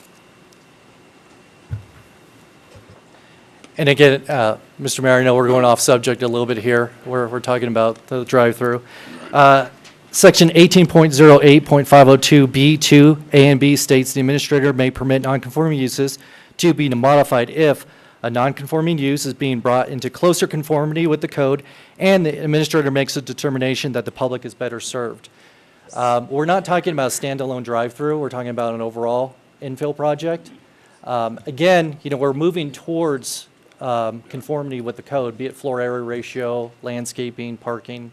But in the aspect, well, I disagree. In the aspect, We're off okay. topic now. No, well, I guess I disagree. I think you're taking too much discretion, and I think the impacts of 3 bank drive-throughs are far less than what you will see with a drive-through, whatever this ends up being. And I think it's precedential in nature because we could have drive-throughs from banks turning all over in town. But I do agree that it is irrelated to the abandonment. And so this is my ward. I do support and will motion the abandonment. I understand your master plan concern, but I don't see this as integral to the grid as I do, say, Lander Street between Walker and Monroe is. So, but I appreciate that, and I'll motion. Excuse me, does that include the modification to condition 5? Well, and I'm sorry, I made the motion without anyone else asking questions. I have a question from the applicant. Can we get, can you give us a summary of what you're planning to do with this site? Briefly? Chris Baker, Manhart Consulting here on behalf of Blake Smith. At this point in the redevelopment, I guess to use a loose term, process, we're actually playing around with site plans. And obviously it's going to be all tailored towards the end user. Currently, the reason for the abandonment request is the Midtown District talks about pedestrian scale, pedestrian-friendly environments, and vehicular traffic directly through the middle of, what we're trying to make a contiguous parcel. Completely goes against our development vision for the area. So at this point, we're doing everything we can to meet the goals set out in the South Virginia TOD in the Midtown District. Pedestrian-friendly environment, everything at the street level. And that's the reason for the request at this time. As far as potential users or what the site's going to look like, I don't know that I can give you a concrete answer at this point. Okay. There was rumor at one point that there was a Walgreens going to go in. Can you speak to that? I've heard that rumor, but I definitely can't validate that rumor. It's just talk. Yeah. Okay. All right. I just speak from the developer standpoint. I'm going to guess Mr. Smith wouldn't take a left turn and jeopardize future projects in the city and do something completely off what was good for the community. So I thank you, though, for giving me a little bit of context. Did you have something, Mr. Smith, you wanted to add? No, Mayor and City Councilman, Blake Smith, the developer on this project. I just want to address there are many rumors running around, a lot of different concepts, other things. We are still master planning the property. I think we've released the original concepts on it that I have here. I think we're firming up the Virginia Street aspect of it. I hope everyone's happy with that. We've met with the neighborhood. We have some neighbors here that are in support of what we're doing.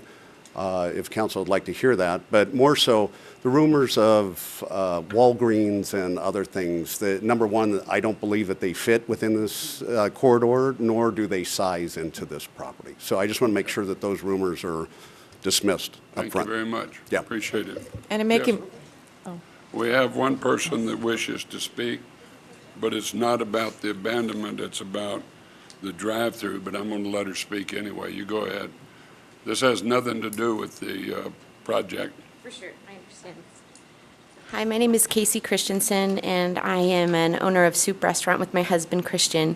And so we're here today in order to kind of speak with you, and I wanted to find out what the gentlemen here were planning with this development and what the abatement meant, because I feel like by doing that, I can understand trying to create a walking community, which is what we want as well, but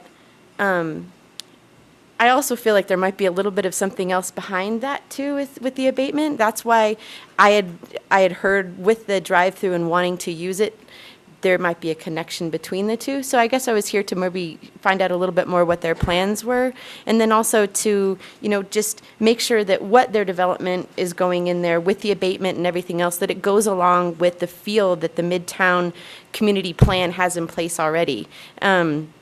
Just because we know that this developer is the same developer that is using more corporate, like the Starbucks that is in their other location. And as far as the way Midtown is developing and the businesses that we want to have present there are a little bit different from that whole Starbucks concept. So that's where, if they're asking for the abatement now, but they don't really know why they want it besides just to create pedestrian friendly, I want to find out a little bit more as to why they need to have that, and if that is really important, or if that's going to help set them up where they can have a drive-through and it could become a fast food chain or McDonald's, and then also the precedent of what that sets for other developers that are coming into the area. I'm all about infill projects and creating new businesses out of old existing locations that need change and need upgrading, but I also want to make sure that it's conforming with what we've worked really hard for in the Midtown District to build. So I'm just kind of here as a concerned business owner and hope that we can all work together. I love that they want to do something with that building. I just hope that it can be something that suits the neighborhood and suits our community best. Okay. Thank you very much. Thank you. All right. Well, I've met with Mr. Smith out there, and we've agreed to disagree about the drive-through component about there in the U.S. Bank. I think staff is taking a very loosey-goosey interpretation of the nonconforming code section. I think they're taking unbridled discretion But that should be at this table. We're not talking about the drive-through right now. We're talking about the I'm abandonment of the responding to property. her questions, Mr. Mayor. I don't think it's consistent with the vision or the policy framework for either areas, but I think the abandonment is separate, so I will move forward, and we will, with the abandonment motion. But there are other junctures, like Mr. Turnier said, and there will be other procedures, whether it's at the business license, the site plan review level, for questioning that interpretation that staff has taken. So with that, I'll motion. They have a lot of hoops they have to go through before. I have a motion, second. All in favor, say aye. Aye. Those that oppose, no. Motion carries unanimously. Item F3.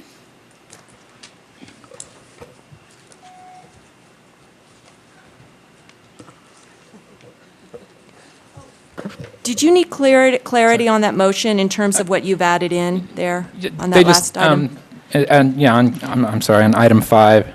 It did include what you had interjected. Include South Virginia. Which was that they want The the ability- pedestrian on Virginia Street. Yeah, the ability to access Which, again, is pedestrians. supporting of not drive-through activity on So- Virginia Street. All right, item F3. Memorial Drive abandonment. And for the record, Mr. Mayor, proper notice was given and no correspondence was received. Okay. Any questions, staff? Chair will entertain a motion. It's going to have to come from at large, I think, right? Doesn't matter where it comes from. You want to give them a motion? Motion, second. All in favor, say aye. Aye. Those that oppose, no. Motion carries unanimously. Item F4. Bill number 6904, an ordinance amending the Reno Municipal Code, Title 18, Annexation and Land Development, 1, Chapter 18.02, to remove the stay on the medical marijuana applications, and 2, Chapter 18.08 and Chapter 18.24 to allow medical marijuana establishments within the city of Reno under certain criteria, together with other matters properly relating thereto. Okay. Before we take a motion on that, Joey Gilbert wishes to speak. Mr. Gilbert? Mayor, could my associate Clint Cates go first? We have an order that we want to try and go in if that's possible. Mr. Cates?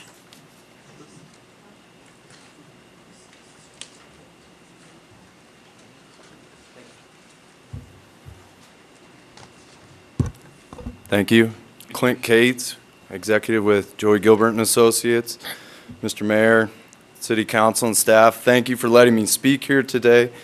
Please refer to the current language in Title 18 of the draft ordinance regarding the spacing criteria used to measure the separation between MMEs and community facilities, schools, and rehab centers, which is parcel line to parcel line. I would like to show the council an example of how the current language could exclude some ideal establishment locations throughout the city. Can you play that, please? 999 Longley Lane, the old Colonial Bank building. Legal description's actually 4997 Longley Lane. You can see it sits right on a transit line. RTC Route 54 has a stop adjacent to the building. You can see handicap parking and adequate parking is provided. This is zoned arterial commercial. It's quite evident, you can see how accessible it is to the public. I'm close to the front door and I'm going to be heading in an easterly direction. I want to demonstrate the proper separation criteria as required by the state in regards to the nearest community facility, school, or rehab center.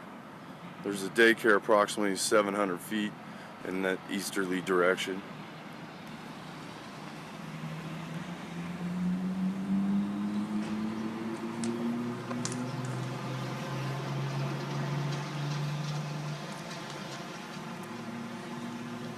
Still walking. A little short of the 300-foot mark now. You can see the intersection of Longley and McCarran.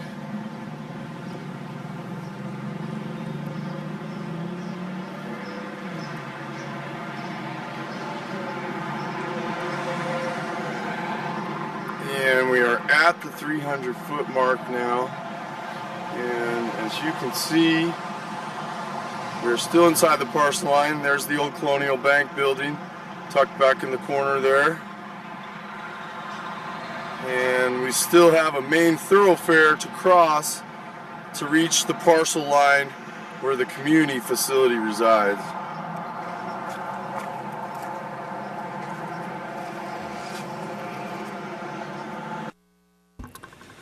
I hope this video sheds some light on your amendment decisions to the language in Title 18 of the draft ordinance, whereas the city could simply mirror the state and how the separation criteria is measured, which is front door of the establishment to the parcel line of the respective school, rehab center, or community facility, so ideal dispensary locations like this one do not become disqualified. Thank you for your time. Thank you. Now, Joy? You want to speak now? Please. Good. Joey Gilbert and Associates. Mayor, City Council, staff, thank you again for letting me speak. I would like to draw the council's attention to Title 18 of the draft ordinance. This is the language regarding the separation requirements in between medical marijuana establishments, schools, rehab centers, churches, parks, playgrounds, swimming pools, and other community facilities such as daycares. Currently, it states that proof of compliance at the time of application for a zoning verification letter with the City of Reno shall be provided by a State of Nevada licensed surveyor. Collectively, NRS 453A Section 322 spacing requirements establish a 1,000-foot separation from a public or private school and 300-foot separation from a community facility. Now, the state measures from the front door of the establishment to the parcel line of the respective school, rehab center, or community facility. The current draft ordinance before the council states that all required spacing criteria shall be measured from the closest parcel line as shown on the Washoe County Assessor's records of the parcel containing any structure being used for a medical marijuana dispensary to the closest parcel line as shown in the County Assessor's records of any school or community facility identified in NRS 4538, Section 322, basically parcel line to parcel line. Again, as I mentioned in my last appearance before council, the intent of the state law and these meticulous regulations is to provide medical access for patients and security for both patients and the surrounding community. In fact, after a tour to Denver, Washoe County Sheriff's Lieutenant Eric Spratley made reference to some of these facilities' security systems as rivaling those of Fort Knox. The state should be commended for developing such a strict model of rules and regulations to govern medical marijuana establishments. More specifically, the city is referring to the state to govern, vet, score, and rate the applicants. That being the case, I respectfully request that the City Council require the city to appreciate, copy, and follow state law regarding how the separation criteria is measured. The state's already vigorous separation requirements, coupled with the limited zoning districts where these establishments are allowed, provides for a significantly restricted amount of suitable dispensary locations in the city of Reno that parallel the intent of the law. Now, regarding front door, back door deliveries, in addressing the concerns of staff, because all applicants must enter into a binding performance contract with the city before they receive a business license, the city can easily implement identical constraints as proposed in the current draft language measuring parcel to parcel by defining the front door of the establishment, including all ingress and egress points in this contract, thereby eliminating any concerns of where, in any size building, the actual operations are taking place. Also, by requiring similar rules as seen most recently in Clark County Unincorporated, 24/7 third-party monitoring of all security cameras with a live feed to law enforcement can again be required under the binding performance contract. And even by going from a part or portion of the building could be acceptable. For instance, as my associate pointed out, the old Colonial Bank building on Longley Lane is hidden in the corner of McCarran and Longley, and because it's an old bank building, the property is already designed with security and seclusion in mind. Please draw your attention to the handout depicting the GIS survey performed by Summit Engineering, a licensed surveyor in the state of Nevada, where it is evident that the 300-foot radius of separation in the easterly direction where the closest community facility is located does not even leave the parcel line. Any questions? Not right now. No, sir, not now. Thank you. Thank you. Mr. Mayor? I'm sorry. George Shoemaker? Shoemaker. I'll get it right someday.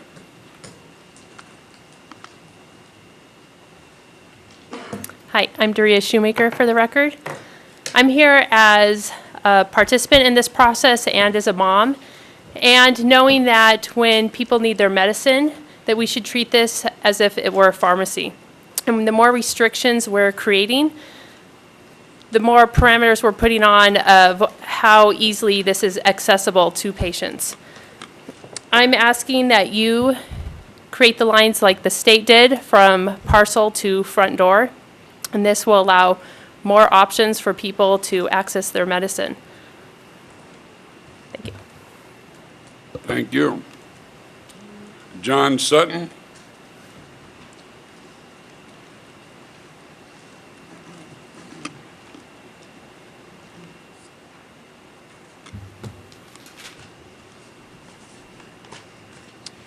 Good afternoon, Mayor, Council people. Thank you very much for the opportunity to speak on behalf of myself and everyone associated with the medical marijuana industry in Reno.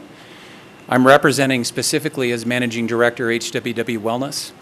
I want to address the issue that... Identify yourself for the record, please. My name is John Sutton.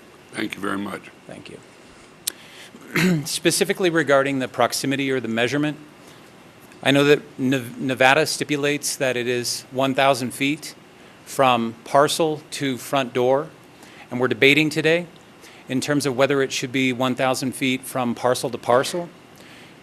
My issue is potentially a higher level than what we've heard previously, and it's this. As of May 30th, the state of Nevada announced that we were within the 45-day window, the business window, actually during the pre-application process. As you are well aware, specific properties are pivotal in the application process and need to be designated when we submit our applications to the state on August 5th. So the quagmire, as I'm looking to secure property, the reality is, as long as we have a moving target, I'm unable to select the appropriate party. And what that has forced me to do as a business person is put at risk hundreds of thousands of dollars to tie down multiple properties, in effect allowing me to capitulate to the direction that Reno takes. Now, I'm willing to do that, but the reality is I would ask that you significantly consider adhering to the original concept of the state of Nevada to go 1,000 feet in terms of parcel at a school to the front door of the establishment.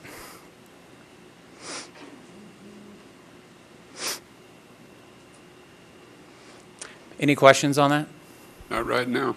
Thank you very much. Thank you very much. Mr. Dene. Mr. Sam Dene. Reluctant. No other public comments? Close the public comment section. Ms., you had a question? Yeah, I guess my question is why did we not follow what the state outlined? Claudia Hansen, Community Development Department. There were a couple concerns raised with the Planning Commission regarding how it's measured. Consistency on how we measure anything in zoning and community development is typically a property line to property line. Ease of double checking any spacing requirement. We can easily run a program off of a property line. We can't do so off of a front door. And then also if measuring, I drew one picture, I'll try a better one. If a property has a front door that meets spacing, but a back door is where deliveries would be coming and going, that back door doesn't have to meet the spacing. And the protected land use, the community facility or the school could be within that 300 to 1,000 feet from the back door, which is where you have a lot of activity also. So they were concerned about front door versus back door when you have equal activities at each door, and how do you define the front door or back door on anything other than a dispensary would be difficult as well.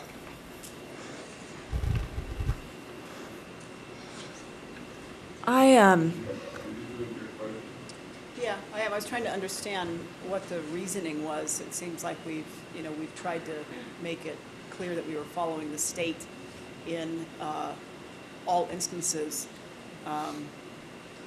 And we said that we thought they did a great job they did a lot of work and they did a great job. So I was just trying to get some context as to why we were we were going away from what the state was defining, and I guess can we not, at our performance agreement level, mitigate some of the, I know from a measurement standpoint, there may be additional work necessary for the measurement thing, but I'm just wondering, you know, can we not get to where some of the concerns are through the performance agreement side? You probably could. Planning Commission doesn't look at those. Planning Commission makes recommendations on Title 18 and land uses, and they're familiar with other spacing requirements throughout the city.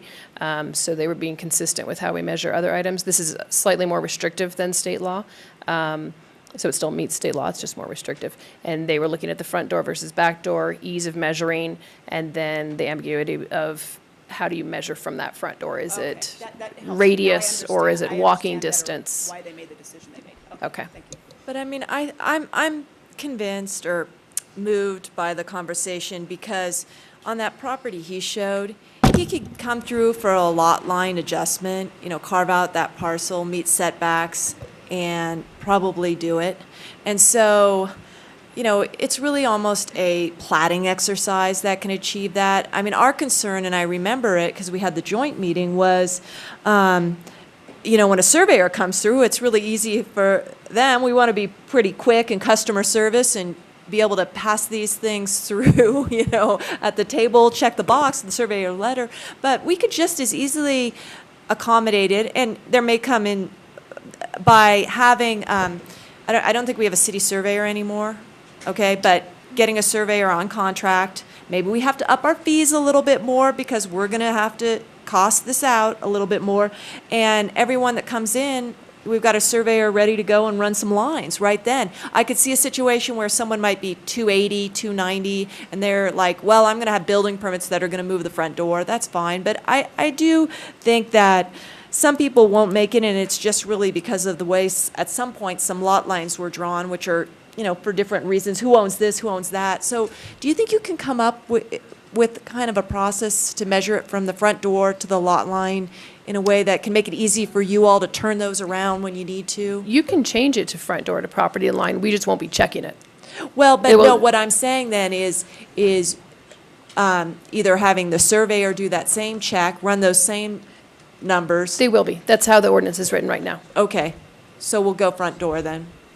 Yeah, I'm comfortable with that, and I understand your concern about the back door, but, you know, lot lines are usually where they're drawn is an arbitrary thing anyway. Yeah, and I guess another thing that just came up as a gentleman was talking about people putting in,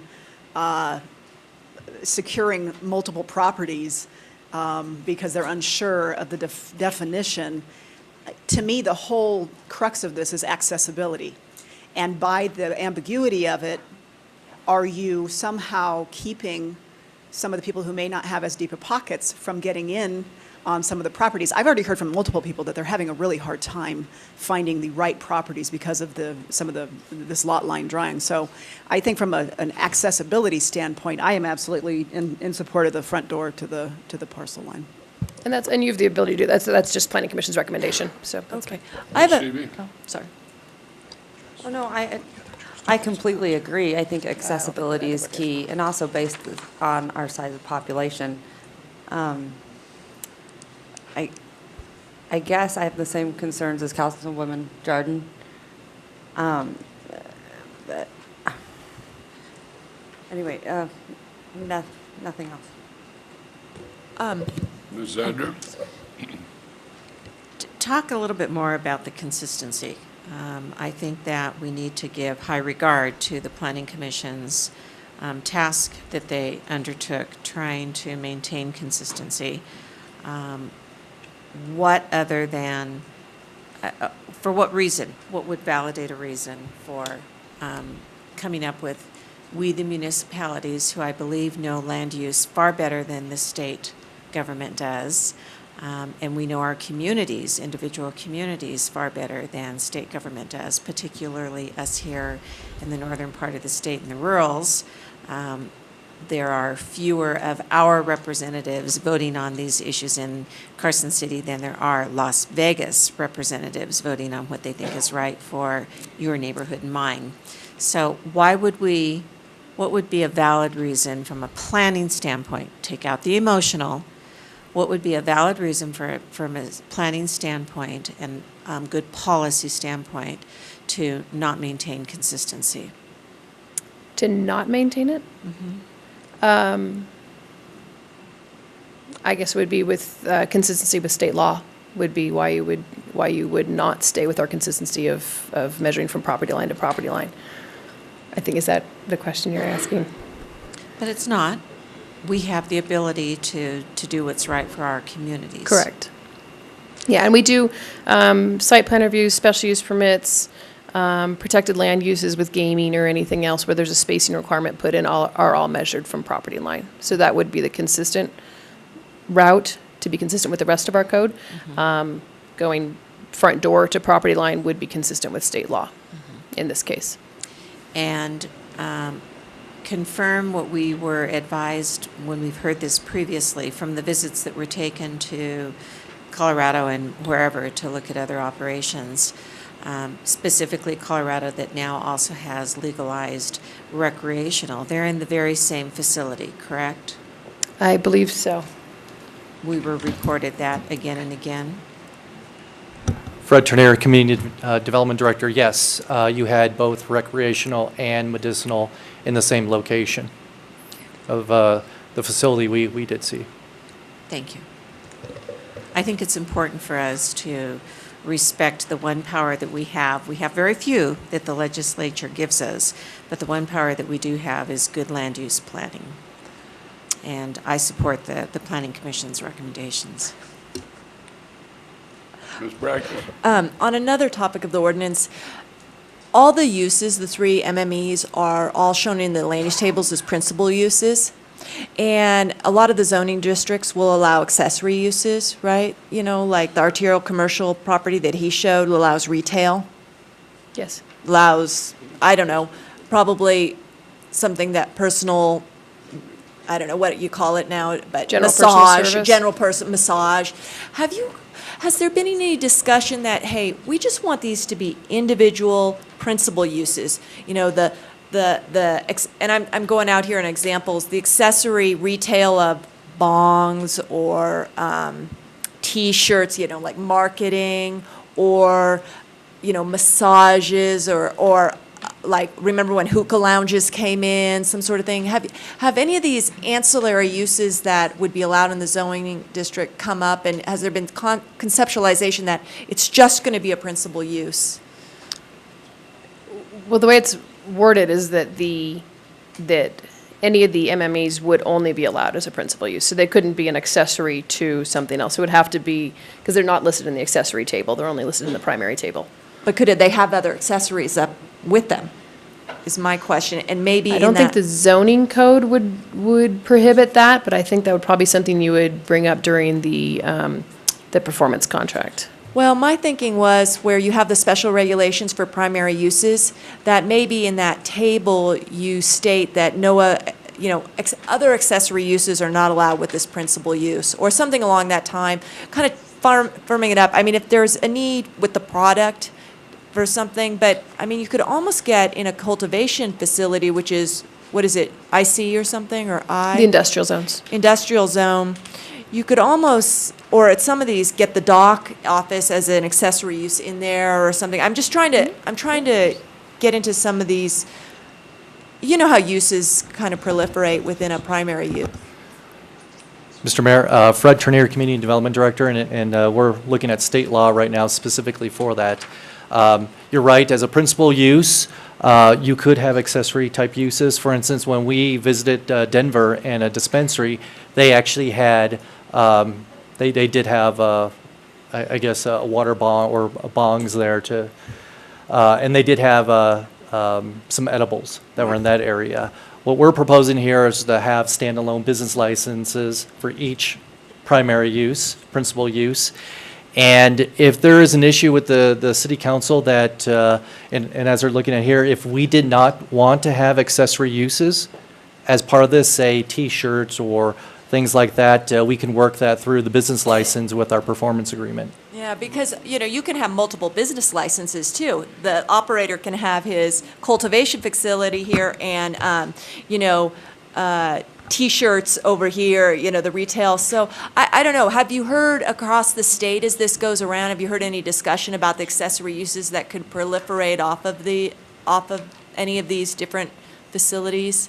Whether or not they're growing, you know, say they're growing basil under lights with growing cannabis under lights. I mean, does it raise any? I haven't heard about the vegetable and marijuana combination, but the herb, I haven't heard anything with that. But I would imagine because there's so much upfront capital cost on this, is that you're going to use the space for that primary use for the medical marijuana. I think just what we did see, we went to a grow house, and it was primarily a grow house. That's all it was. The dispensaries did have some accessories that they were selling. And I believe the memo that went out a couple months ago had some pictures of what those accessories looked like. But I'd like to turn it over to Mr. Oliphant, who is looking at state law that may be able to answer that question for us.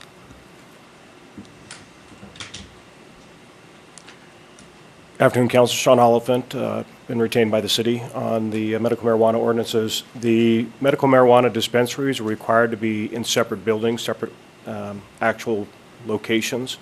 The state has given some indication that you can have a building separated by a firewall, so you can't have, a cultivation facility and a dispensary in the same location. You can have it divided by a firewall and share no other common facilities other than the parking lot. So that's what was incorporated into there. There is the ability to sell paraphernalia for the use of the marijuana. There's requirements under the regulations for how that is shown. It has to be in lock boxes and different areas. So I don't think the accessory use is contemplated by the statute. I think the statute contemplates that each separate establishment must be in its own facility. Do you think the doc can be in there somewhere writing scripts and doing evaluations as a, I guess it'd be a secondary principal use to the dispensary? You could surely prohibit the accessory Yeah, uses in there and make them a principal use go in your code. Yeah. The second item I wanted to address was the measurement. The regulations that came out by the state do say that the measurement is to be from the front door to the property line. But the regulations and statutes also give you, authority to make your land use decisions. The thought on that is while this regulation does say that, you can make it more restrictive because you can outright not have any facilities here. So if you can outright say there's no facilities whatsoever in the city, then you should be able to make regulations as to spacing which are more restrictive than what's in the regulations. We did sit down and talk about the spacing and the question of whether it's measured from a front door to a property line as you walk, as shown in the video, or is it from the front door to a property line as a crow's flies on a straight map. So there were discussions of that. We looked into what the other jurisdictions have done. The Washoe County has put in a big definition in there, and they measure it from whether the schools or community facilities are completely enclosed in the building, or if there's playgrounds outside, there's different measurements. But they go, they have different measurements based on that. And then the city of Las Vegas, the ordinance that they adopted is from property line of the proposed medical marijuana facility to the closest property line of the community facility or school. So other jurisdictions are going property line to property line, which is more restrictive than what the regulations say. So that's how some of the other entities are dealing with it. From an ease standpoint, we are requiring at the time that they, in order to get their approval from the state, their registration from the state, they have to get a zoning information letter from the local jurisdiction. And that zoning information letter, we're requiring a surveyor come in with a survey and say, okay, we meet the spacing restrictions. So I don't think we would need to have another surveyor come on board. That requirement is placed on the applicant. We then issue a letter to them that says yes or no, they do or do not meet those local jurisdictional requirements. We are not at this time inspecting the facility to determine whether or not they have met all of the building requirements of either the International Building Code or the Fire Code or the provisions of the regulations. The thought is they go get that to the state will evaluate the site and let us know whether they comply or not. But in the dispensary, you'd be able to sell the accessories that go with it. They do. It just But has not- to be not in the- separated and located. You have to have one entrance room. You know, you have to be able to go into a separate entrance room to see the medical marijuana, and it's required to be under lock and key. So there's a lot of regulations that, you know, are largely going to be up to the health division from the state to enforce. I'm not saying on the accessories I have a feeling one way or the other. I'm just wondering, you know, because I have a lot of familiarity with business licenses, is you get the dock in there, you start seeing a full retail operation that's ancillary, maybe a juice bar even. I mean, there's a lot of stuff, and I don't know that we need to define it now. If I was going to propose this business license, I'd write everything I thought I would want in there when I came in, but if we see a problem, we can always close those up. So I was just wondering, I did have one other question about something you brought in, and this is in the definition section of a community facility, and I know those came in under the state law. And one thing, and it's 1824, 203, 1385.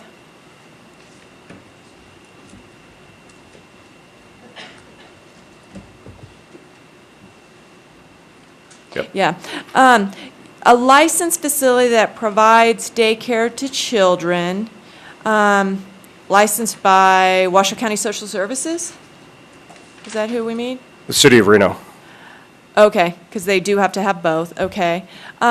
Public park, playground, are those City of Reno? I mean, we have a park inventory, right? And are those, because what I'm getting at is, hey, I can call this a playground because I'm McDonald's and I've got a playground here, or I'm, you know, whoever, and then there's an NRS definition to a public swimming pool, so. Yeah, and this is mostly from the statute. Other jurisdictions, when you talk about a licensed facility, like Las Vegas has said of 12 or more children, I mean, Yeah. if you have home care, you know, that raises a question. But this definition was largely copied from the statute itself. I think public swimming pool was not defined. I think we added the Okay. definition there.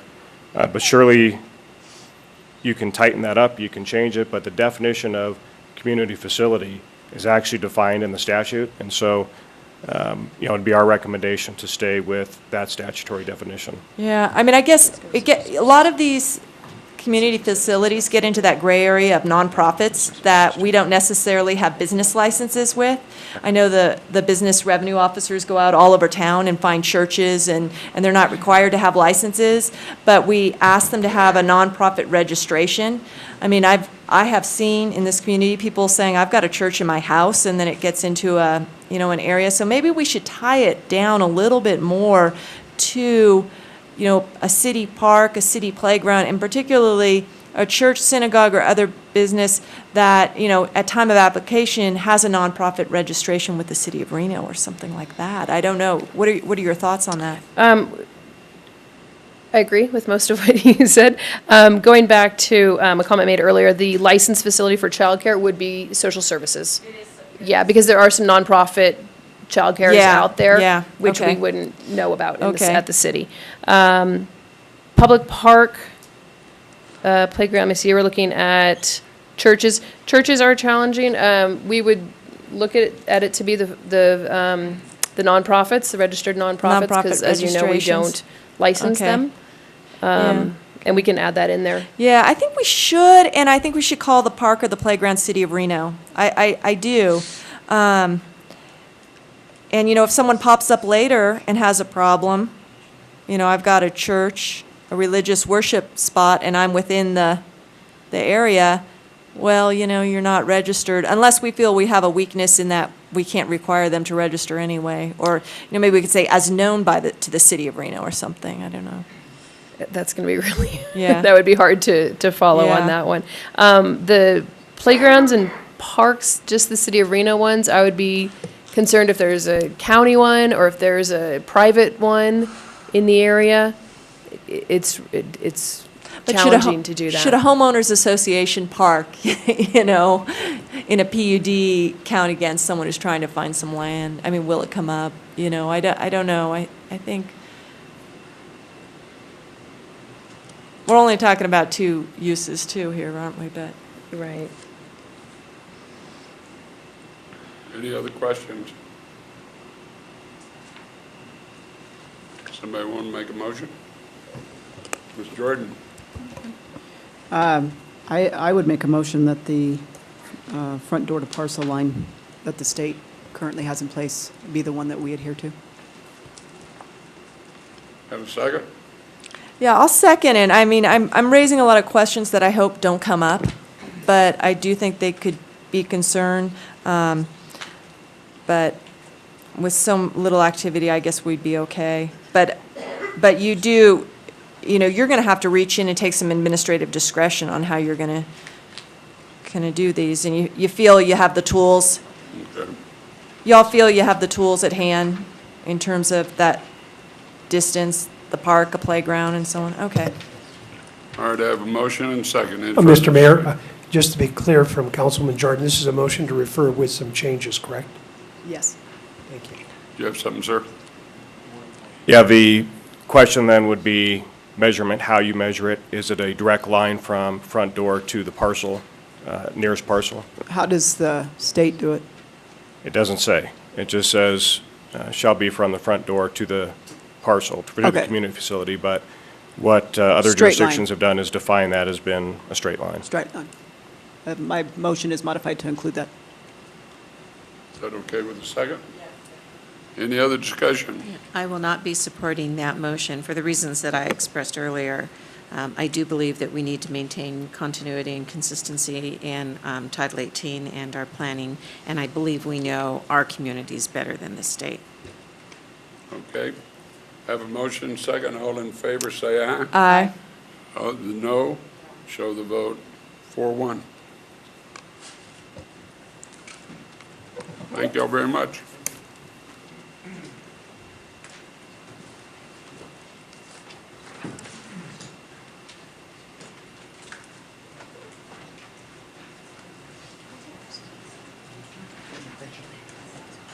We're going to take a 5-minute break.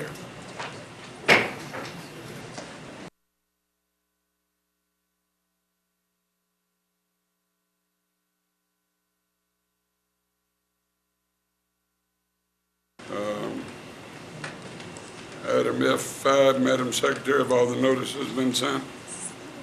Yes, Mr. Mayor, for the record, proper notice was given and no correspondence was received. Okay, we have somebody wish to speak. Mr. Abney? Mr. Mayor, can we get the presentation first? You sure can. If they want, staff want a, council want a presentation? Sure. Let's get it on. Thank you, Mr. Mayor, council members, Mr. City Manager, Michael Chomp, Business Relations Manager for the Business License Division. And we are back with the Regional Business License and Permits Program for council. I would like to acknowledge, in addition to the city staff that's sitting behind me, the county staff is also here, Laura Schmidt, Paul Burr, and Bob Webb, and these are our partners over there. They've been working on this. I think Bob Webb and I have been working on it since 2010. But that's the team that's been working on this. So I do have a short presentation just to give you some highlights of what is in the interlocal. We are asking that council approve and execute an interlocal cooperative agreement with Washoe County, the City of Sparks, District Health, and of course the City of Reno to create the, bless you, the Regional Business License and Permit Program.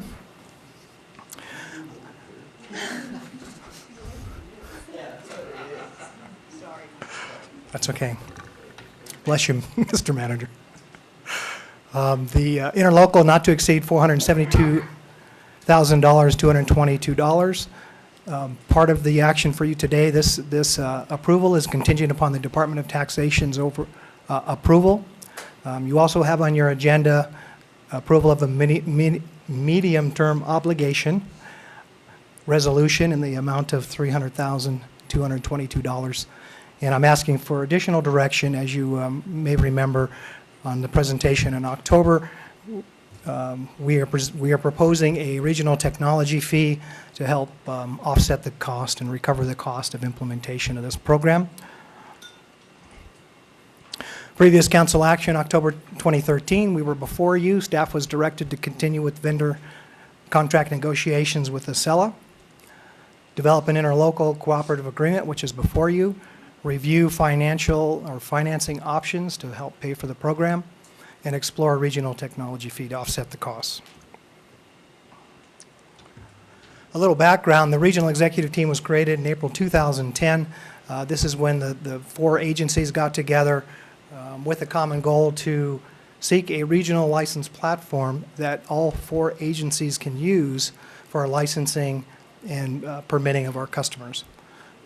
As you will remember, and Councilman Zadra will remember, the SSEOC, the Shared Service Elected Official Committee subcommittee back in 2010, 2011, the permitting and business license was a big part of that subcommittee's work, and our barrier to doing what we wanted to do with a regional business license and those capabilities was the lack of software we had.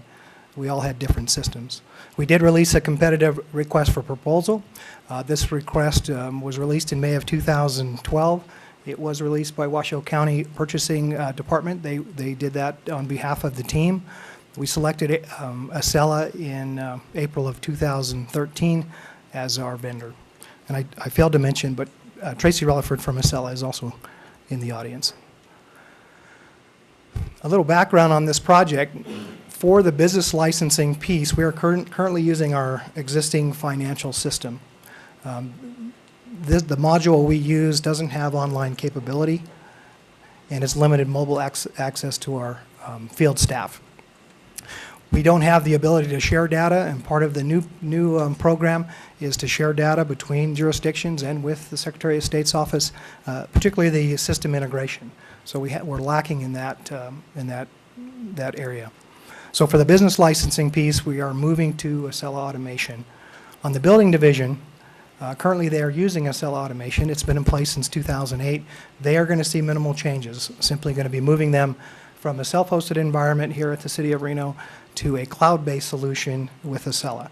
So outside of workflows and other streamlining that we will be doing during the implementation process, there is no other changes, real big changes with the building division. Project benefits, again, is a regional software platform for all 4 jurisdictions. That means that we will be on one system. We will have online capabilities. Our customers and our license and permit customers will be able to do business online. The system will integrate with other agencies. We are all going to have modern software for a change, and it'll help us deliver more efficient services to our customers. In addition to that, it does meet the strategic priority of the City of Reno to enhance communication, citizen engagement, and provide efficient and responsive city services. Some of the highlights: this does create a license and permit program. It is a regional program. It outlines the fiscal management functions of the program. It outlines the program administration and responsibilities of each agency, the personnel who will be participating, payments, financing. It does include a technology fee option, and that's, again, that is to help pay for the system. Washoe County was selected as the fiscal manager, and in addition to that, we created an oversight committee of both city managers for Sparks and Reno, county manager and district health officer. To give you an idea, and you've seen this before, but I wanted to bring this up again, that the total project cost $1.667 million. That number includes a 5.5% project contingency component. The breakdown in this slide gives you an idea of which the cost to each agency. For the City of Reno, it's $475,222. Reno's principal portion, again, the $475,000, and that includes a $26,000 contingency. This slide illustrates the one-time cost, the ongoing, and then the total cost for the project. Again, $333,736 is a one-time implementation cost. The ongoing subscription cost of $115,441, again, that's a cost that's going to be ongoing. Currently, the building division pays approximately $150,000 a year for ongoing Acela maintenance. So that we will see a little bit of a savings of roughly $34,000 savings for that department. Some of the financial implications, again, in the fiscal budget just approved, 14-15, it does include our first year of subscription service and and the business license portion of data conversion. It is a total of $175,000 that we already have identified as being budgeted in our upcoming budget, of course, fiscal next year, July 1. The City of Reno will make that payment to Washoe County. The county has agreed to loan the city the rest of the balance, which is roughly that $300,000 at 1.99% interest over a 5-year period. My note there is what I reiterated just moments ago, that we currently are paying $150,000, so there'll be a little bit of a savings. After implementation, approximately 16 months, we hope, the loan payment will be approximately $65,000 per year. That would come from the general fund. The technology fee is anticipated to help offset that cost. There will be no loan requirements for the building fund. It's important to know that, but there will not be an expense to the building fund. The technology fee, just to talk a little bit about that, in October when you asked the executive team to conduct outreach, we did meet with the 4 different groups that you see up there on the slide. The feedback was positive overall. I don't think anybody really likes new fees. We presented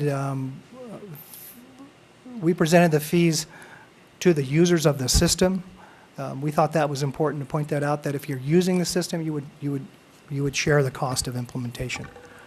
The positive feedback was provided the fees are consistent among jurisdictions. What that means is that we would all charge the same fee initially, at least for the first 12 months. Again, that's going to be after go live. They recommended or asked if we would identify the revenues from that fee to go to specifically pay for the program. And there you'll see the proposed fee was 4% for permits, $4 fee for annual license renewals, and $2 for quarterly renewals. And the consensus, again, and staff agreed that the fee should not start until the system is in place. The customer won't see the benefit, obviously, until it's in place. So we will have a 1.5 years of expense before we have a chance to recoup any of those costs. And the other thing they would really like to see is the fee would end when implementation costs are recovered. The team did have discussions about re-examining that fee after the first 12 months, see where our revenues are, and then adjust from there. The next steps that will be happening is the Washoe County Board of County Commissions will hear this on June 17th. Sparks will hear it on June 23rd, and the District Health Board on June 26th. We anticipate if all approvals from all the elected bodies go well, that the contract would be signed June 30th, and implementation, at least our first meeting with Acela will begin on July 14th. Then we would return back to the councils and the boards of our respected agencies, and we anticipate around August 2015 if this board wants us to move forward with a technology fee plan. Again, I'm asking approval and execution of the interlocal agreement, approval of the resolution for the loan, and direct staff to return with the technology fee plan. Ms. Sheevy. Thank you, Mr. Trump. First thing in business is all about efficiency. So have other cities used this exact program? Is this? Yes, there are other cities. This is, there are no cities in Nevada that are doing this. We are the first to do a regional project. Yes, we are the first to do the regional project. Local municipalities, recently Sacramento, Santa Cruz, Modesto, I think, and several other cities in California. Do they have any, same platform. Do they have any data of how successful it has been since doing this? Because I know, especially with business, that's the one thing that we get incredibly frustrated with, is the process can be so Let me ask Tracy to come up. Okay. Sure. Thank you. Yes, we have. Identify yourself for the I'm record. Tracy Relaford with Excella. Sorry, I get nervous. Between San Francisco to Reno, I manage 56 accounts.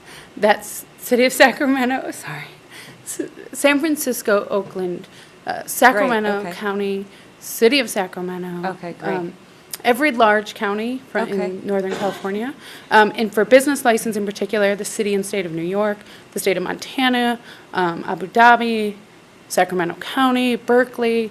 Okay. We have over 500 customers. Okay. All right, great. Just making sure. All right. Mr. Mayor? Yes, Um, Ms. Zodger. You touched on this, Michael, that this has been a long time in progress, and I really do give great appreciation to you and our partners throughout our region for having worked on this. It was part of our shared services that did indeed follow up after we did permitting and inspections, which we're having tremendous value from. And this one clearly was so very obvious, but it took some working to get through it because of the capital expenditure that was needed for it and finding the right system for us. And I think that this absolutely captures what the 12 or 10 or 11 of us who met for so many months and years with the shared services group to really have some efficiency in sharing a very common types of services, not only for us to have efficiency, but to give better service to our residents. That's clearly the goal, and I believe that this system, as you're proposing, will do exactly what we've been looking for. Good job, thanks. Thank you. Mr. Chomp, really quickly, could this software take payments for other services that we provide at the city? Yes, It could? yes. Great, because there are some services that we provide and we pay to Colorado and Arizona, and I think if we could create it back here, you know, that would be tremendous. And in the scope that we are presenting, it's not in there, but this system is very scalable. And it's Great. highly customizable, so it That is it can be done. fantastic. We want to keep that money in our own community. Yeah. Mr. Abney, I apologize, I forgot to call you up after the presentation, if you'd like to. I have a question. Sure. Does this integrate with the state's up, Ms. Barrett. system at all? Yeah, the plan is to share information with the Nevada State Portal, and that is in the scope of work, that we would be sharing information. Our goal is to have a seamless process, so wherever you start, you will be able to basically switch over to your jurisdiction that you need to do business in. And that information that you either entered in our system or in the Secretary of State's system would be able to be transferred and moved between agencies. So you could essentially pre-populate forms for the city of Reno based on the information that the Secretary of State's office asked you to fill out. So someone could be sitting at home at 11 o'clock on a Sunday and could log on and get the information they need and fill the forms out necessary and pay to get the ball rolling from the comfort of their home. That's correct. That And that's the pressure is- we put on Acela. Yeah. I think it's wonderful as we are certainly evolving into a technology and innovation city that we walk the walk. So this gets us there. So nice job. Thanks. Business friendly. Come on up and speak, and then I'll come back to you. Thank you, Mr. Mayor, members of council. For the record, Trey Abney with the Chamber of Reno Sparks in Northern Nevada. Can't speak highly enough of your staff and the county staff, Mr. Webb and others, for this, working on this issue. This is a big deal. In this day and age, people should not have to drive down here and fill out paperwork at a counter and, you know, hand over their card and do all the payment there. They should be able to do that at their home or at their office. And of course, this is a big step toward where I think we all ultimately want to go, which is a regional business license where you have one license. We want to thank the city and its staff for proactively reaching out to us on this issue and getting our concerns. As we move forward, I know the technology fee issue will come up later, and we will continue talking with staff about that. We want to make sure of a couple things, that once we set the system up in place, that we are providing the necessary resources to maintain it. What we don't want to do is not provide those resources and then 10 years down the line have to switch to something else because we haven't maintained it. I think that's key, and I think this plan will do that. And we also believe we want to always make sure that if we are going to have new fees, that we're seeing an increase in transaction time, that it actually happens quicker. because the people that come to the counter, if we go with the technology fee, will be paying it as well because they'll be using the new system. And we want to show results for that they actually, it'll happen quicker for them. And then finally, we always want to make sure that we stay in line, because this is a great economic development tool, by the way. This is excellent, not just for the businesses and my members here, but for my future members and the businesses that are going to move here. And so we always want to make sure that all of our fees are in line with other markets that we compete with.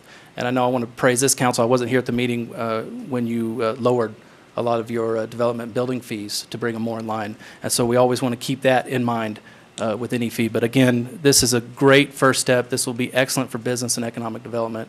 Thank you very much. Thank you. Ms. Brackus.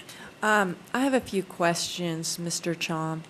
Thank you for your presentation and all the hard work you've done on this, but it does raise concern to me. The landscape has changed significantly for the city since 2010, since you started on this, the date you said, and even since October 2013 when and we gave you the go-ahead to work on the interlocal agreement, talk to the vendor, and come up with the fee concept. You know, we've taken a vote to lay off 33 of our public safety workers since then. So our financial situation's compromised, and that I think is always on our minds. You know, we had our FAB members come before us at budget time and said, don't vote for this budget. You have a structural deficiency in 2015. And in my mind, doing this, which is a great attribute, compounds that because it restricts the flexibility that we'll have next budget year, because essentially we're buying something on time and that'll have to get plugged in. You know, it just reduces our flexibility for next year's budget. So let me ask you this. Well, I have two questions. I'll start with you on this product. And I know Acela. I've used Acela. I've used Acela's predecessor, Tidemark. I know they've been around for a long time. And I know we have Acela right now. So if this doesn't go through, how do things work for us, whether it's under our current Acela or under our, is our project called New World, our current business licensing? Yeah, the financial software is New World. We use the community development module. If we don't change that system, we won't be online. We will not have a regional license, and we wouldn't be able to share information. Information is one thing. Got it, understand. But how will the City of Reno business licenses work in terms of applying for an application today? With the existing system? Yeah. It's all paper. It's all paper. It would continue to be a paper process. Is the application online that you can download the PDF and print it out at home? Absolutely. All forms are online, fillable forms, but you cannot submit them, and you cannot submit payment online. So you have to mail them in or come down here? Correct. Okay. Correct. And what, so we... And by the way, that's the case at all three jurisdictions, all four jurisdictions. All four jurisdictions, yeah. And I don't know if the others have Acela or not. I assume the county doesn't. That's why they're paying the bigger part of this. Is that true? Do they have? The county and Sparks have Permit Plus, which is an Acela product, which is no longer supported. So they're in desperate need to make that change. So their numbers are higher because they haven't made the investment that we have made in Acela to have kind of the more premium product. In the new model, and since you said since 2012 in negotiations, Acela has gone to a subscription-based model, meaning that you pay on the seats that you need. Yeah. For the county and health, those seats are double because they have more users. So that's why they've got a bigger number. But for us, we use Acela in the community development side of things, and that's our building fees. And our building permit fund is flush, doing well, maybe even lowering fees further. And there are some state restrictions on how that works, but we can't flow Acela seats over to business licenses, true. Would there be a way to buy that business license module for, say, 2 or 3 seats and just do it this way without going through the ILA, the interlocal agreement? At this point, we wouldn't recommend that. For the licensing piece, we need at least 15. We need 15? The license division needs 15 because I have field staff and I have internal staff. Okay, and right now, so they'd be migrating from New World onto Acela. That's correct. And what's wrong with New World? It's an older system. It's really a financial system. I wouldn't say there's anything wrong with it. It just has limited capabilities for the direction that we've received from the shared services group and the regional movement that you're seeing across the country. I mean, it just by default makes us more efficient. And our customers are what's really, that's what's driving this, because we do surveying, and every survey I could pull one out today, and they say, why can't I pay online? Mhm. Why do I have to come to the office?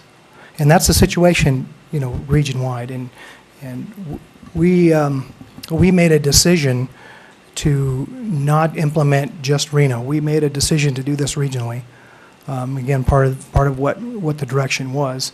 Each one of us simply could go ahead and implement our little piece and stay in our silo. But by doing that, we're not going to realize the cost savings we are going to realize by doing it as a regional project, because everything is being done at one time. So New World can't be modified to take online At this time, no. applications. And, okay, how many business licenses do we have in the city of Reno? We have about 23,000 active licenses. How many does the county unincorporated have? I think about 6,000. 6,000. So we've got 23,000, and the efficiencies and bringing those other 6,000 into this kind of synced thing is a good idea, because you've got, I guess, a contractor who lives in, I don't know, Arrow Creek or somewhere. They're doing a lot of work in Reno, so they want to be able to have, you know, punch in one application, send it out. Okay. I mean, I can understand that. I guess on the financials, because we are taking on a medium-term obligation. Is the medium-term obligation doable to the county? They're basically floating us the credit on this, or is it a SELA? That's correct. No, this is our, the county is the contract administrator. They're signing the contract with Acela. The interlocal agreement binds us to the conditions in the agreement, and payment will go to the county. Our payment will go to the county, but the medium-term Spark, obligation, same it's called a medium-term obligation because we're in a multi-year contractual obligation. It's not like the county's fronting up money. Let me let Jill answer that so I don't misspeak. For the record, Jill Olson, Finance. It's a medium-term obligation because we're going to finance it for a period of more than 1 year. Okay. And the loan will be from Washoe County. The loan, you mean the... We're borrowing our implementation costs for the general fund. Oh, of the Washoe County's general fund? Of our general fund. We don't have the additional $300,000 to pay that much upfront, so they're going to front that for us, and we will reimburse them over time after implementation. Okay, so they will be paying Acela for us that $300,000. That's correct. Do you have a list? I had asked for a list. Do you have a list of all the medium-term obligations that we have? Because I know, you know, we've done quite a few since I've been on, and I liken these to buying things on credit, you know, in terms of bonds, which are maybe a little different because they are, you know, different instruments. These are installment plans, basically. That's correct. Currently, as far as the main ones the ones that you're familiar with other than HUD, we have a copiers lease, but that will be paid off in 14-15, so that will go to zero. We're going to be paying off the golf carts. That's another one. Because we don't have a golf course. That's Right. good. And then we have parking meters that we financed, and the ADP payroll system, and then, of course, the fire station loan. Yeah, and the ADP, how much is that next year?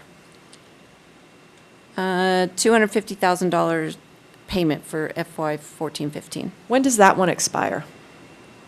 2018. Okay. And the other one is the fire station. So those are the Same year. those are the general fund obligations. And what will the payment be for next year for this? Well, we won't actually have a payment due until probably the next fiscal year, because we don't have to pay on that loan until implementation. But once we begin paying, it'll be approximately $65,000 a year. Okay, and then this technology fee, this concerns me, I guess, most of all, that you're recommending, you know, we just set it next time. What if we decide not to set it? I mean, I know that I hear a lot, these business fee, you know, a first-time business fee is like, what, $100, $110? 85, have we knocked it down? For what? Say that one more time. Or say a home occupation business license. Oh, no, it's, initial application's $85. 85. $60 a year. And the renewal is what? It's based on gross, but generally, in a home-based situation, it'd probably be $60. Okay. So they'd be looking at a $64. So With 80 the addition, it'd be $64. So 85, and so this $5 technology fee will start kicking in once you get the program in place. Right, and it would kick in when they renew. Yeah. When they renew. Well, I mean, I guess the thing is, you're going to need the council up here to commit to raise funds at some point down. So the council that's not making the commitment to the medium-term obligation is not the council that's committing to the business license fee increase. That will be, two fee resolutions out. And I have a problem with that. I have a problem with the council committing to a debt instrument, having a notion of how we're going to pay those fees, but not executing that at that time. I have a lot of concern about this, particularly the warning that the FAB brought to us about next budget year was not remiss upon me. So, I think this is great product. I love it. I think we need it. But I think we need to start to do and agree to that there's things we just cannot have here. And so I'm not going to support this. Mr. Mayor, Tracy Chase, Reno City Attorney's Office. For the record, resolution for authorizing medium-term financing under NRS 350.087 requires a two-thirds vote. However, a continuance requires a majority vote. I'm going to recommend, since she's not going to support it, I'm going to recommend the council, we go for a contingency, continuance until the next meeting. And I'll second that. I have no problem with my colleagues coming here. That's how I feel about this financial issue. Mr. Mayor, if I can, Michael Chomp for the record. There are two items here. One is the interlocal agreement, which is contingent on Department of Taxation. My understanding is that can go forward. The resolution is something that can be continued, and we can bring that back on the 25th. Legal counsel's told us it can't, so we're going to postpone this. Mr. Mayor, Tracy Chase, the resolution, which is the second item, 5.2, is the one that requires the higher vote of two-thirds. Okay. The interlocal agreement, Mr. Chomp is accurate. That is only a quorum of 4. Okay. Well, Chair will entertain a motion for the staff report. Move to approve staff's recommendations, and I would add to that we would not be able to accomplish any of our duties if we allowed ourselves to be restricted and mired in a pool of, but my vote, I won't be here to administer this 14 years from now or 7 months from now. The city would never be able to move forward if we thought that anything we voted on today had to be under our continued observation and control in the future. We would just never be able to provide any service, fire, police, parks, any service, if we followed that kind of direction. I have a motion. Do I have a second? I have a second. Any discussion? All in favor, say aye. Aye. Those that oppose, no. Show the vote 4-1. Now for continuance on the resolution. So, Move to continue. all right, do I have a second? I have a second. To our very next meeting. The To our 25th. very next meeting. All in favor, say aye. Aye. Those that oppose, no. Motion carries. Thank May I ask a question? Sure. Do we have, or can we have, since this item is being continued, a evaluation of the cost savings that this new system represents from a material and personnel Sure. standpoint? Mhm. That would be good to have, because I would have to believe even, let me ask you this, from a business license standpoint, how do we notify and collect our business license fees right now? Through the mail. So it's an envelope and a stamp. Okay, so that comes. Postage alone is $20,000 a year. I know from my own business, I know how much postage is, it's significant. And this is a. And that's from the user side too. They're having to address an envelope and they're having to stick a stamp on it and Yeah, stuff. And that's not counting the sheet of paper. No, that's not Correct? counting staff to stuff it, open it, process The it, staff enter it in the pro- system. And the copier and the upkeep of the copier and the whole thing. Exactly. Okay, so having those figures, and and the staff time that's going to be freed up that is so strained right now to help maybe expedite other things. And I know it's tough to always put a figure on those, but having something to that effect would be helpful as well. Okay. Thank you. All right. Thank you. Well, no, I wish they did. Wish they could see in the future what the cost will be and stuff, or you'll never get anything done. Anyway, I have a motion and a second for continuance on the resolution. All in favor, say aye. Oh, we already voted. Sorry about that. She started talking. I have another question. Can I ask another question? No, we're going on to the next item. Come on, can I ask one last question? Okay, one short one. Can we, one of the complaints I've heard is people paying their parking ticket online and that the system was really slow. Would this help accommodate them being able to pay their parking tickets? Fred Trenier, Community Development Director. Actually, they do have multiple modules in Acela, and parking is one of them.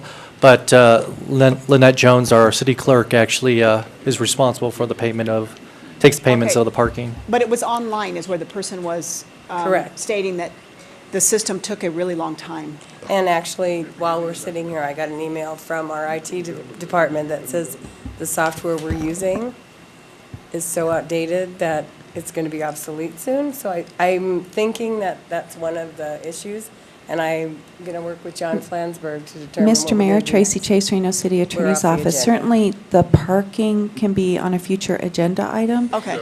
I just didn't know if it could be part of this new system or not. It can. I'm getting ahead. Okay.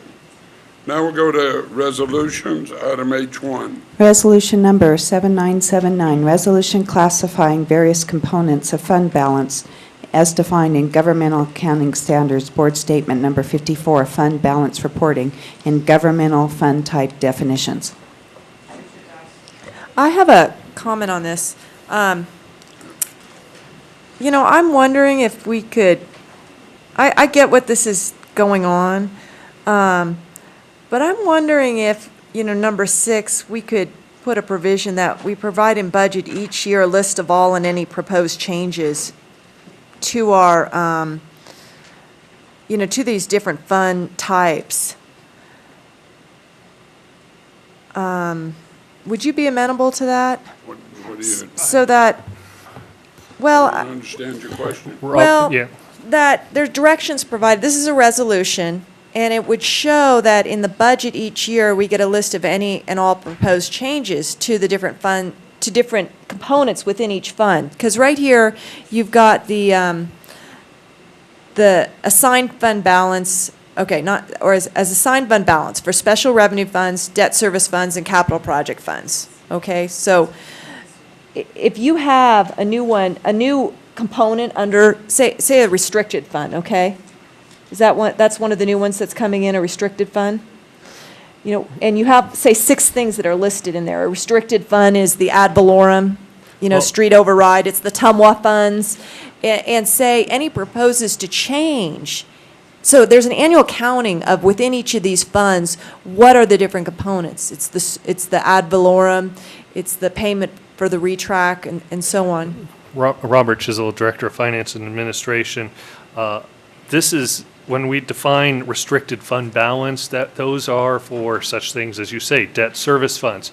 Debt service funds are, and the expenditures of the money is approved as part of the budget. You are in your budget process approving where the money is going and where it's being allocated. So in the budget process, you are submitting the expenditures and the revenues. This is designating and just cleaning up the term fund balance as used in our fund accounting methodology. It also is in accordance with the GASB standards, statement number 54. Restricted fund balances for bond funds, committed funds are things that the council has to commit, so you will have to commit them. So if we have any committed funds, the only committed funds we have at this time is that $7.5 million from RTC. The council had to do that. We come back to council if we want to commit any funds. So whenever we do anything with the funds, we do come to council, whether it's expenditures or committing. And if you go through the assigned, the unassigned, it goes back to what kind of fund it is. If it's a special revenue fund, if it's a debt service fund, if it's capital project fund, those are assigned fund balances. Well, I mean, here's the issue, and I'll give an example. I read the CAFR, I read the CIP, I read the budget, but the PEG funds, never heard of them. The Tumwa toll tax, never heard of it. And those fall within one of these categories, right? I mean, the Tumwa right-of-way toll, which goes into the street, that's a revenue item. It's a revenue item, but it's been marked by a council resolution at some point, right? So it's a restricted or unrestricted fund, right? Because the fund balance is more what your net worth is at the end of the day. As of June 30th, what is the fund balance going to be? How much is left over after you paid your expenditures and that you had your revenues come in? Well, the revenues within each fund. So the PEG funds that we just heard about. What sort of fund are these in? Are they a special revenue fund, a debt service fund, a capital project fund? What are they? They were in the general fund. They were in the general fund. And they would have been unassigned. Unassigned. Okay, so an unassigned Fund balance. Fund balance, unassigned fund balance. So does the budget book show all these different funds in there, like the PEG funds? Were they in there? The budget is not going to show you the balance sheet. This is referring more to the balance sheet as opposed to the expenditure and revenue statement. What about This is saying, and GASB defines 5 types of classification of fund balance. It defines non-spendable fund balance, it defines restricted fund balance, it defines committed fund balance, it defines assigned fund balance, and it defines unassigned fund balance. Primarily, when you think of our money, unassigned fund balance, which is in your general fund, is what we're referring to. That is what is unassigned. Unassigned fund balance. Yeah. And so GASB has gone through a process. They've made it, in the old days, they used to restrict funds. You used to be able to restrict funds for certain projects and certain uses a lot more so than you can now. They've taken away a lot of that ability. It's primarily unassigned fund balance in the general fund these days. Okay. I guess that clears it up a little bit more. Almost need an accounting degree. Yeah. Chair will entertain, I have a motion, don't I, in a second. All in favor, say aye. Aye. Those that oppose, no. Motion carries unanimously. Ordinance Oh. I-11.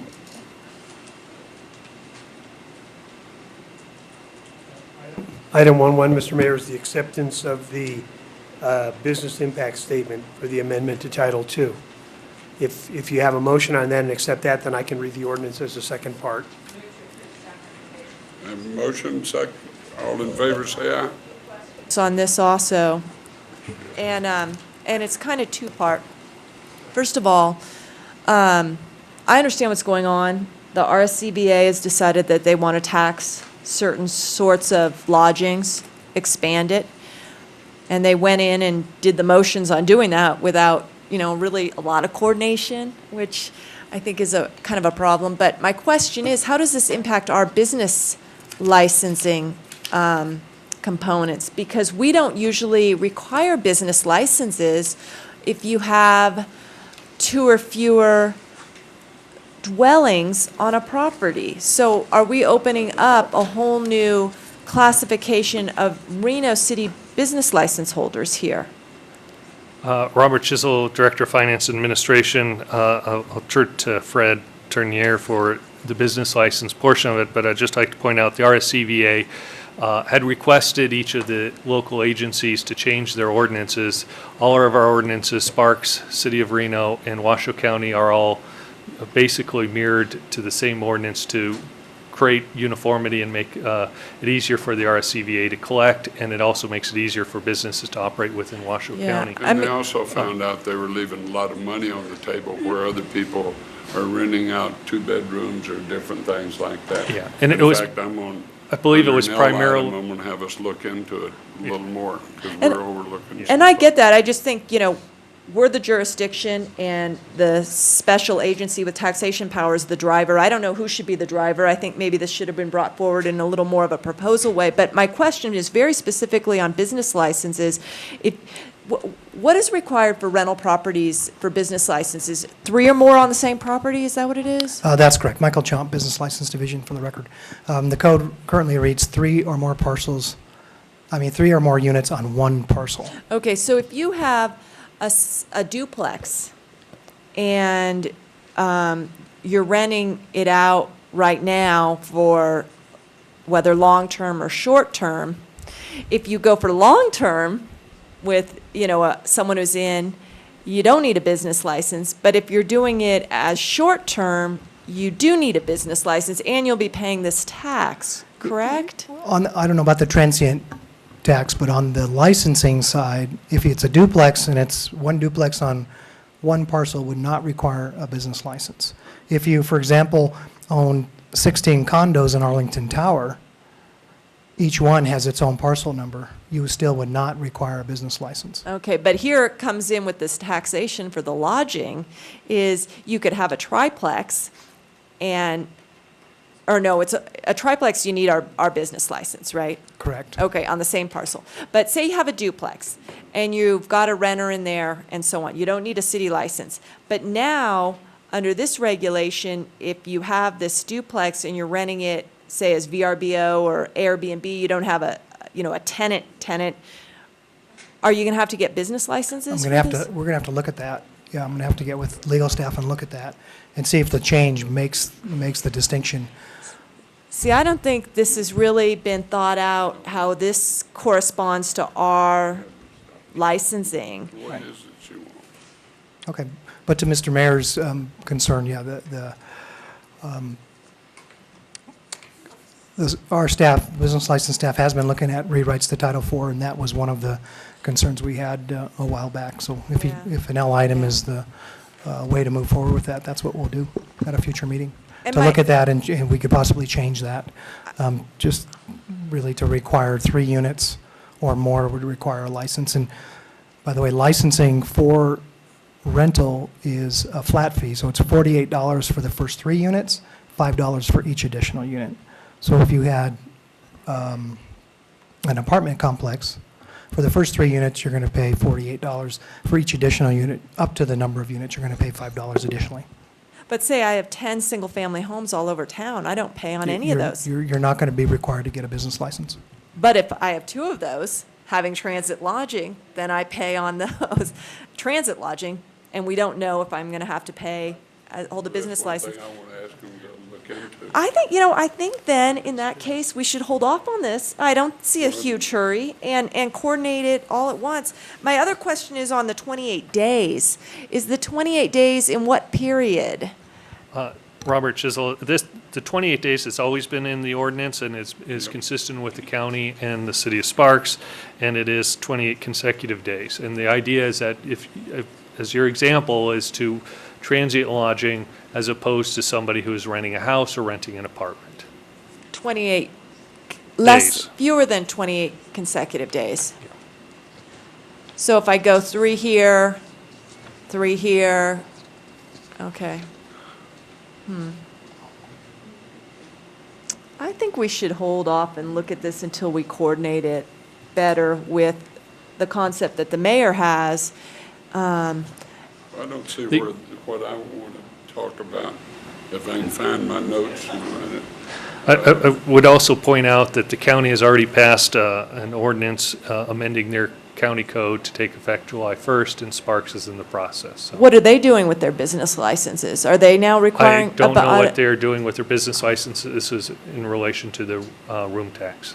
Yeah, I guess, this kind of brings up an issue, and I think, I'm as guilty as everyone on it, is going off on sitting on a different board and not really reporting what's going on at this board. This has been in the works for a long time, and I think we need to do a better job in what's going on these regional boards, explaining what's here. We should be, the script needs to get flipped. We don't need a resolution from the RCA. When I ask for reports, there's not a council member that gives us a report. Well, and I said I'm guilty of it too. I think we need to think about how we do that. So, I think personally, I think we should go ahead with this and then work out our differences or things we've got to go with. We got a motion and a second. Any Okay. further discussion? well, I'll support All in it. favor, say Aye. Aye. Those opposed, no. Motion carries unanimously. Ordinance introduction.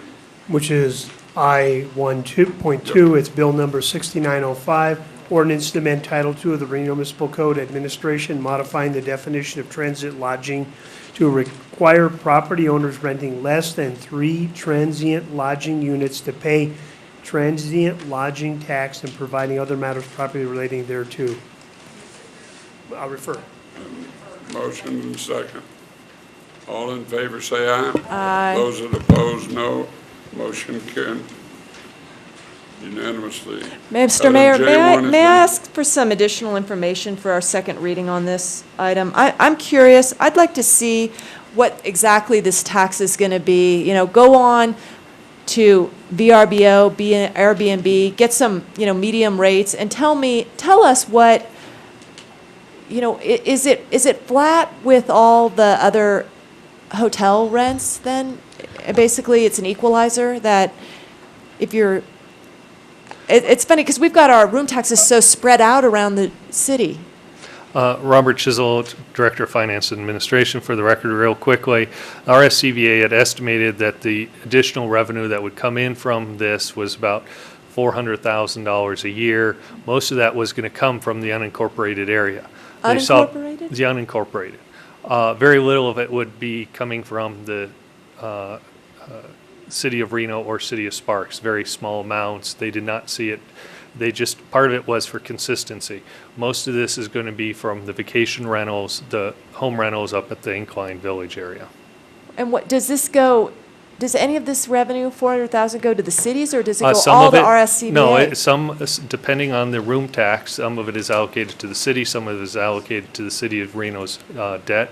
So depending on which item of the room tax will come to the city or will come to the RSCBA.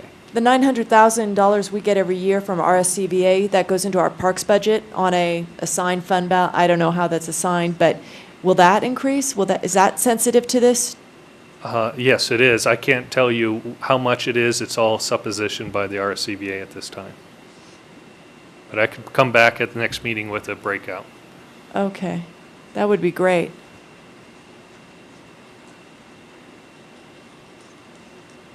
All right, now we'll go to item J2.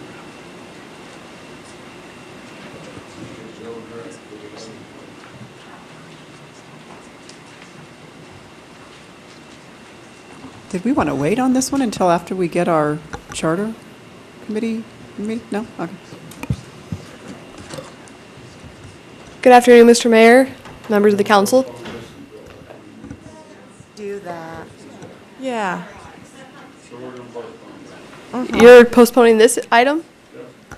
Okay, the one note I would make is that we were just looking for initial direction, ideas, maybe soliciting your ideas, so that if there's further research analysis that staff needs to do in that regard, we can do that and finish that work in time to submit council's BDRs by the September 2nd deadline. So if there's any ideas that any council members wanted to throw out there, we would be welcome to hear those. And if there's further work that you'd like us to do on those, we would appreciate getting started on that.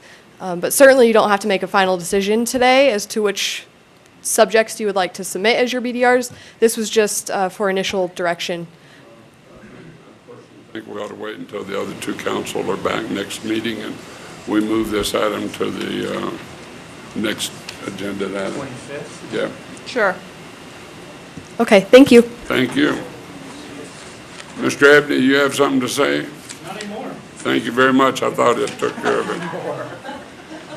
Boards and commission appointments, Civil Service Commission, Downtown Police District, Urban Forestry, identification of future agenda items. Mr. Mayor, I have. Let's do the appointments first. It's your appointment for civil service. Well, nobody spoke up, so I went right through them. No. No, the mayor makes this appointment. Which one? Civil Service. John Hester wants to come back on. He was just appointed. Well, I would appoint John. Okay, I'll second that. All in favor, say aye. Aye. Those that oppose, no. Okay. Motion carries. The Police Assessment District, that's me, Dave Bennett and Randy Riley. They'd like to be reappointed. All in favor, say aye. Aye. Those that oppose, no. Motion carries unanimously. And the Urban Forestry is me. Although I thought it said somewhere that the mayor makes these appointments. Anyway, oh yeah, nominated by the mayor. So the people who want to be renominated to come on are Darren Bew and Brian Dean. And they're in good standing with the commission. Then I think we ought to appoint him. And I'll second that. All in favor? All in favor, say aye. Aye. Those that oppose, no. Motion carries. Future agenda items. Okay, Mr. Mayor, just to follow up from one of the public comments that we had earlier today, that we do get back information about the light poles in the California building, if we can have that, either by memo or actually back to us for discussion. We can. And then I think we need to, I would like for us to revisit our existing council procedures and take a look at those maybe for some modifications. And an example, just one example, would be how we more efficiently and judiciously use staff time. But there are multiple other conditions that I think we need to revisit and potentially modify. So I'd like for that to come back to us for discussion. Okay. I'd like. Yes. Sir? I would like to, do we have to vote on that? No. No, okay. I would like to propose a resolution to support the vets at the VA hospital to encourage to write Congress. So, okay, thanks. Mr. Mayor, I have 3 items. One, I don't know that we need to put it on a future agenda, just the food policy items to work with Lisa Hill, the things she identified. I don't know that we need to, just a presentation on that. The second thing, and having the vets here today made me think of it. The park we have right here in front of the Art Center, Pounding, how do you pronounce it? Pounding Veterans. Okay, Pounding Veterans. I was near there, it's probably been a couple of months now, so maybe it's been updated, but it appeared to me as though the placards that have the names of the fallen hasn't been updated in quite some time. It looks like it had been a while, and if someone could just check on that. Maybe we've been so lucky, but I don't think we have. It looked like it had been a couple of years since anything had been updated on it, so I just wanted to get some feedback on the status of that. And the third, the comments that Mr. Church made today, and in light of the fact that this last weekend we had, with 33 firemen that will be essentially laid off on July 1, we had 3 stations browned out with the current level of staffing. And I wonder if we could get a report from our city attorney's outside counsel to come back to us, to give us a report if there are environmental conditions that trigger some type of an alternate staffing arrangement. And yeah, in an emergency drought situation, what those definitions are, and what, how we, legally what that looks like to potentially do a mixed staffing arrangement, and if there should be some possibility there, a report from the chief on what that would look like. Okay. Any others? I have 2. The first one is over where the Sienna is. There's Mill Street that goes between Sienna and their parking lot. That street was abandoned at one point, I understand, but it was somehow on a contingency basis. I think predicated on, and this might be a redevelopment item, so I'll make the same comment under redevelopment, but predicated on them doing something. And if not, maybe there was a reverter of Mill Street back, for city circulation purposes. So I'd like an examination or discussion, I guess, at the next time, to use maybe more than 2 hours of staff time to examine, what is the status of Mill Street as a street? We brought that up several years ago, and we'll go ahead and get that, but there was no clawback. There wasn't? No. Not under any redevelopment agreement? Okay, well, if someone could track that down, if we have someone who could track that Just down. to verify it, but Okay. I do remember it being You brought do? up to Yeah. the former Yeah, council. okay. Well, I wouldn't mind looking at that. And then the other one is, every year, the RTC comes to us with a proposed interlocal agreement that they draft. I wouldn't mind having a discussion at the council tables about what we'd like to have in our to make that process maybe a little more revised, where it's a two-way conversation for us. So have a staff presentation maybe on how we formulate the ILAs, and if they would suggest any other ways on that. And it's not an ILA, it's a annual work program, I think it's called.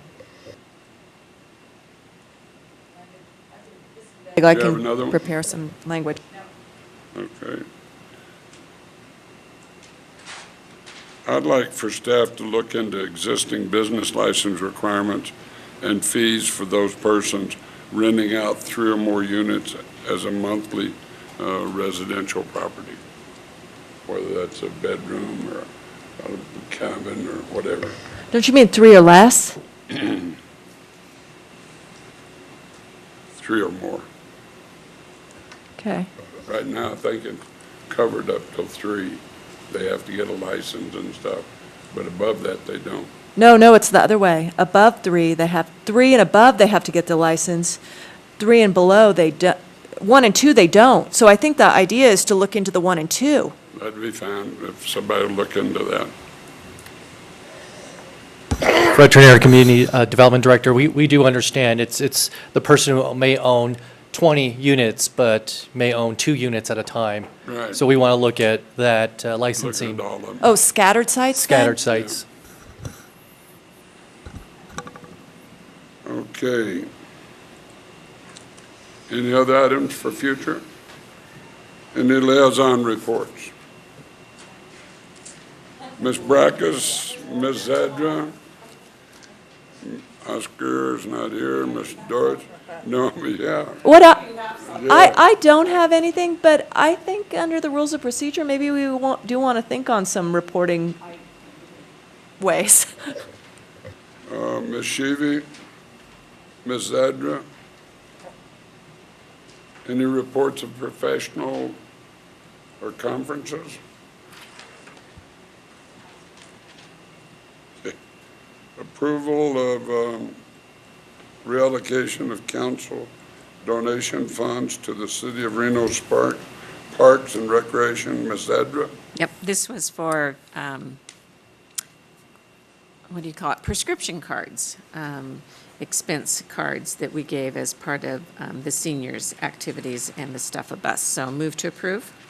Just cleaning out Motion my and second. discretionary. All in favor, say aye. Those that oppose, no. Motion carries unanimously. Ms. Brackus, item L5. Well, this is a item to have staff spend 2 or more hours looking at, okay, the sewer was put down Plum Lane, and a number of folks in that area now are wanting to know how to hook up. And the folks who are immediately adjacent to that know, but folks maybe 2 or 3 properties in or even further up are trying to figure out how that's done. So wanted to have staff look at, what are the special assessment regulations? What is what funds, what policies do we have for sanitary sewer extensions and so on? So that's what that is. And the idea is that when we have our quarterly, how we all have our quarterly workshop, go out into our ward. I thought I'd just have my next one out in this area to answer some of those questions, along with whatever else came up.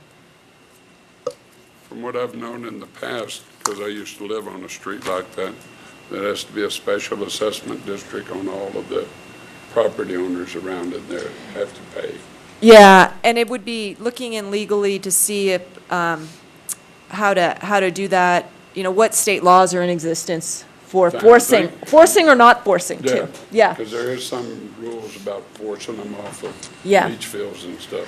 And, well, there's that too. And then also, you know, even looking, I mean, we all know that the sanitary fund is put a big extension out to Lawton Verdi, which we're paying, you know, so we have precedent for putting the lines out, and that would be part of an assessment district too, so looking at it from that angle also. All right. Well, I think we. Need a motion? Okay, do I have a second? I have a second. All in favor, say aye. Those that oppose, no. Motion carries. Item L6.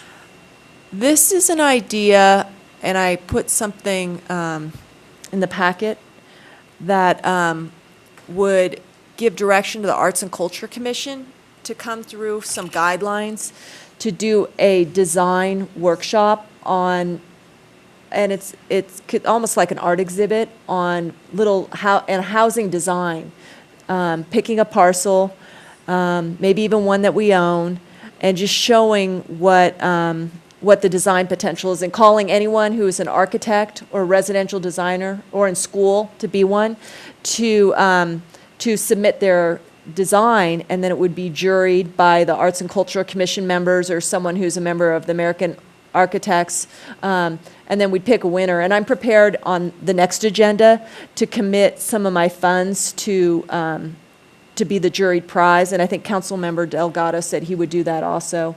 And the model that I put in the packet is basically what the city of Denver did, I think it was, how they had their design. So it's modeled after that. But I'd like to see it something overseen by the Arts and Culture Commission, because the built environment and architecture is a part of culture and arts. It really is. So that's the proposal. Yeah.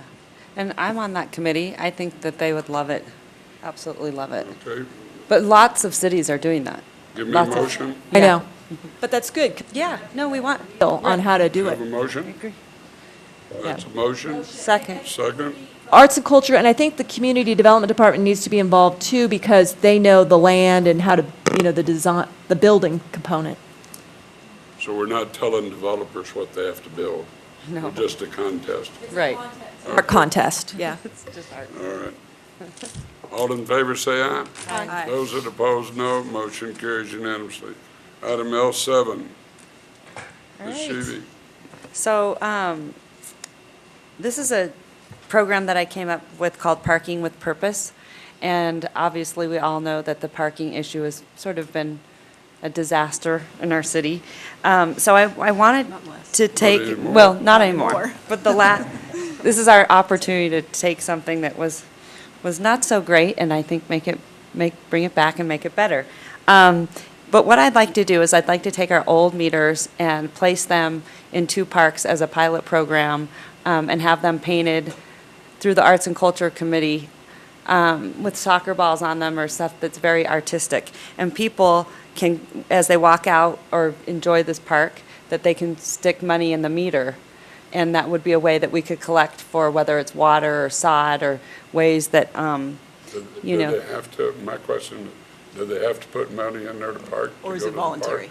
No, they're in the park. No, The meters are. Okay, so they're not Yeah. out on the street. Okay. Yeah, I right, was right, gonna say, Jesus, right. we're No, in they're trouble. installed in the park, okay? Yeah. And so, I'd like to it's, see some of those downtown used for a homeless shelter. because a absolutely, lot you of can do people them, it. you could do like Karma Row in Yeah, no, Midtown. that's good. But I think it's a way to use those old Blandford. meters. But I'd love to ask you a couple questions. Are those relatively easy to, So, to install? so for the record, John Flansford, Director of Public Works. In regards to the question, yes, we have several meter mechanisms that we took out when we bought the new meters. However, one of the cost-saving measures that we had was we were able to reuse and repurpose the housings. So we do not have any additional housing, which is the outside of the meter, the part that would be painted. And so as part of this initiative, just to make you aware, we would need to purchase additional, the pole and the housing components. And how much are those? Can we buy those used? We probably can find a Okay. source. How much, would you think? We might be looking at maybe $100 per, or 75 to 100, just depends on Okay. what we can find. Well, I'll pay for them used. out of my personal money. So- What's the status of the kiosks? The old malfunctioning kiosks, were those turned back to the bank?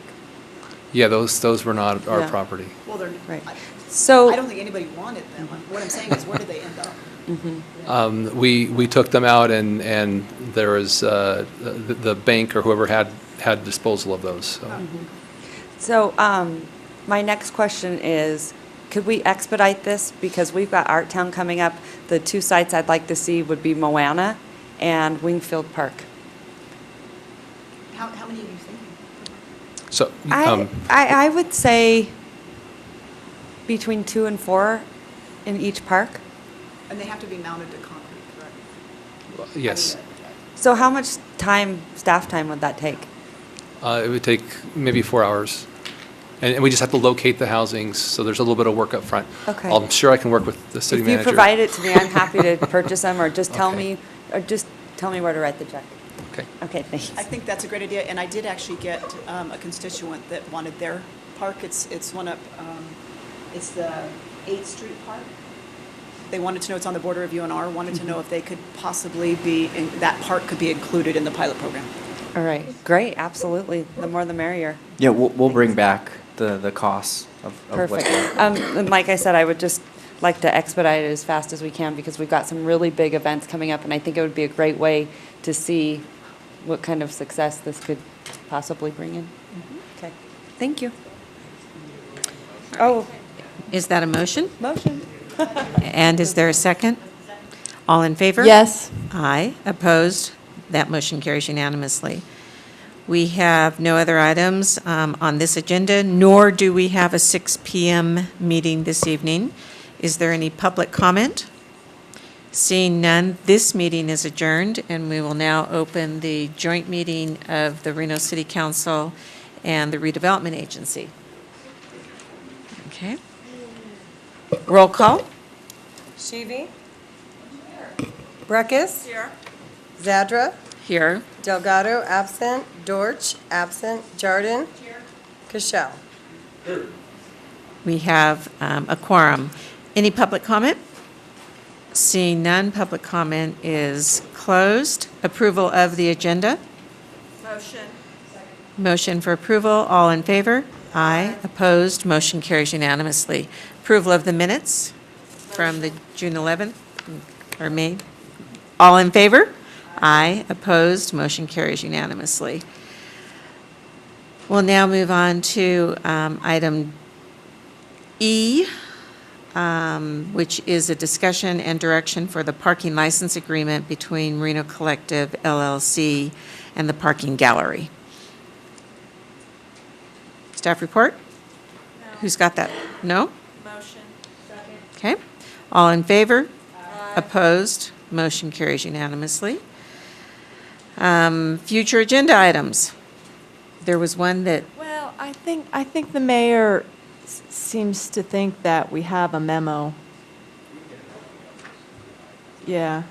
If the memo can't be found, I'll ask for it on the regular agenda. okay, all right. Final public comment?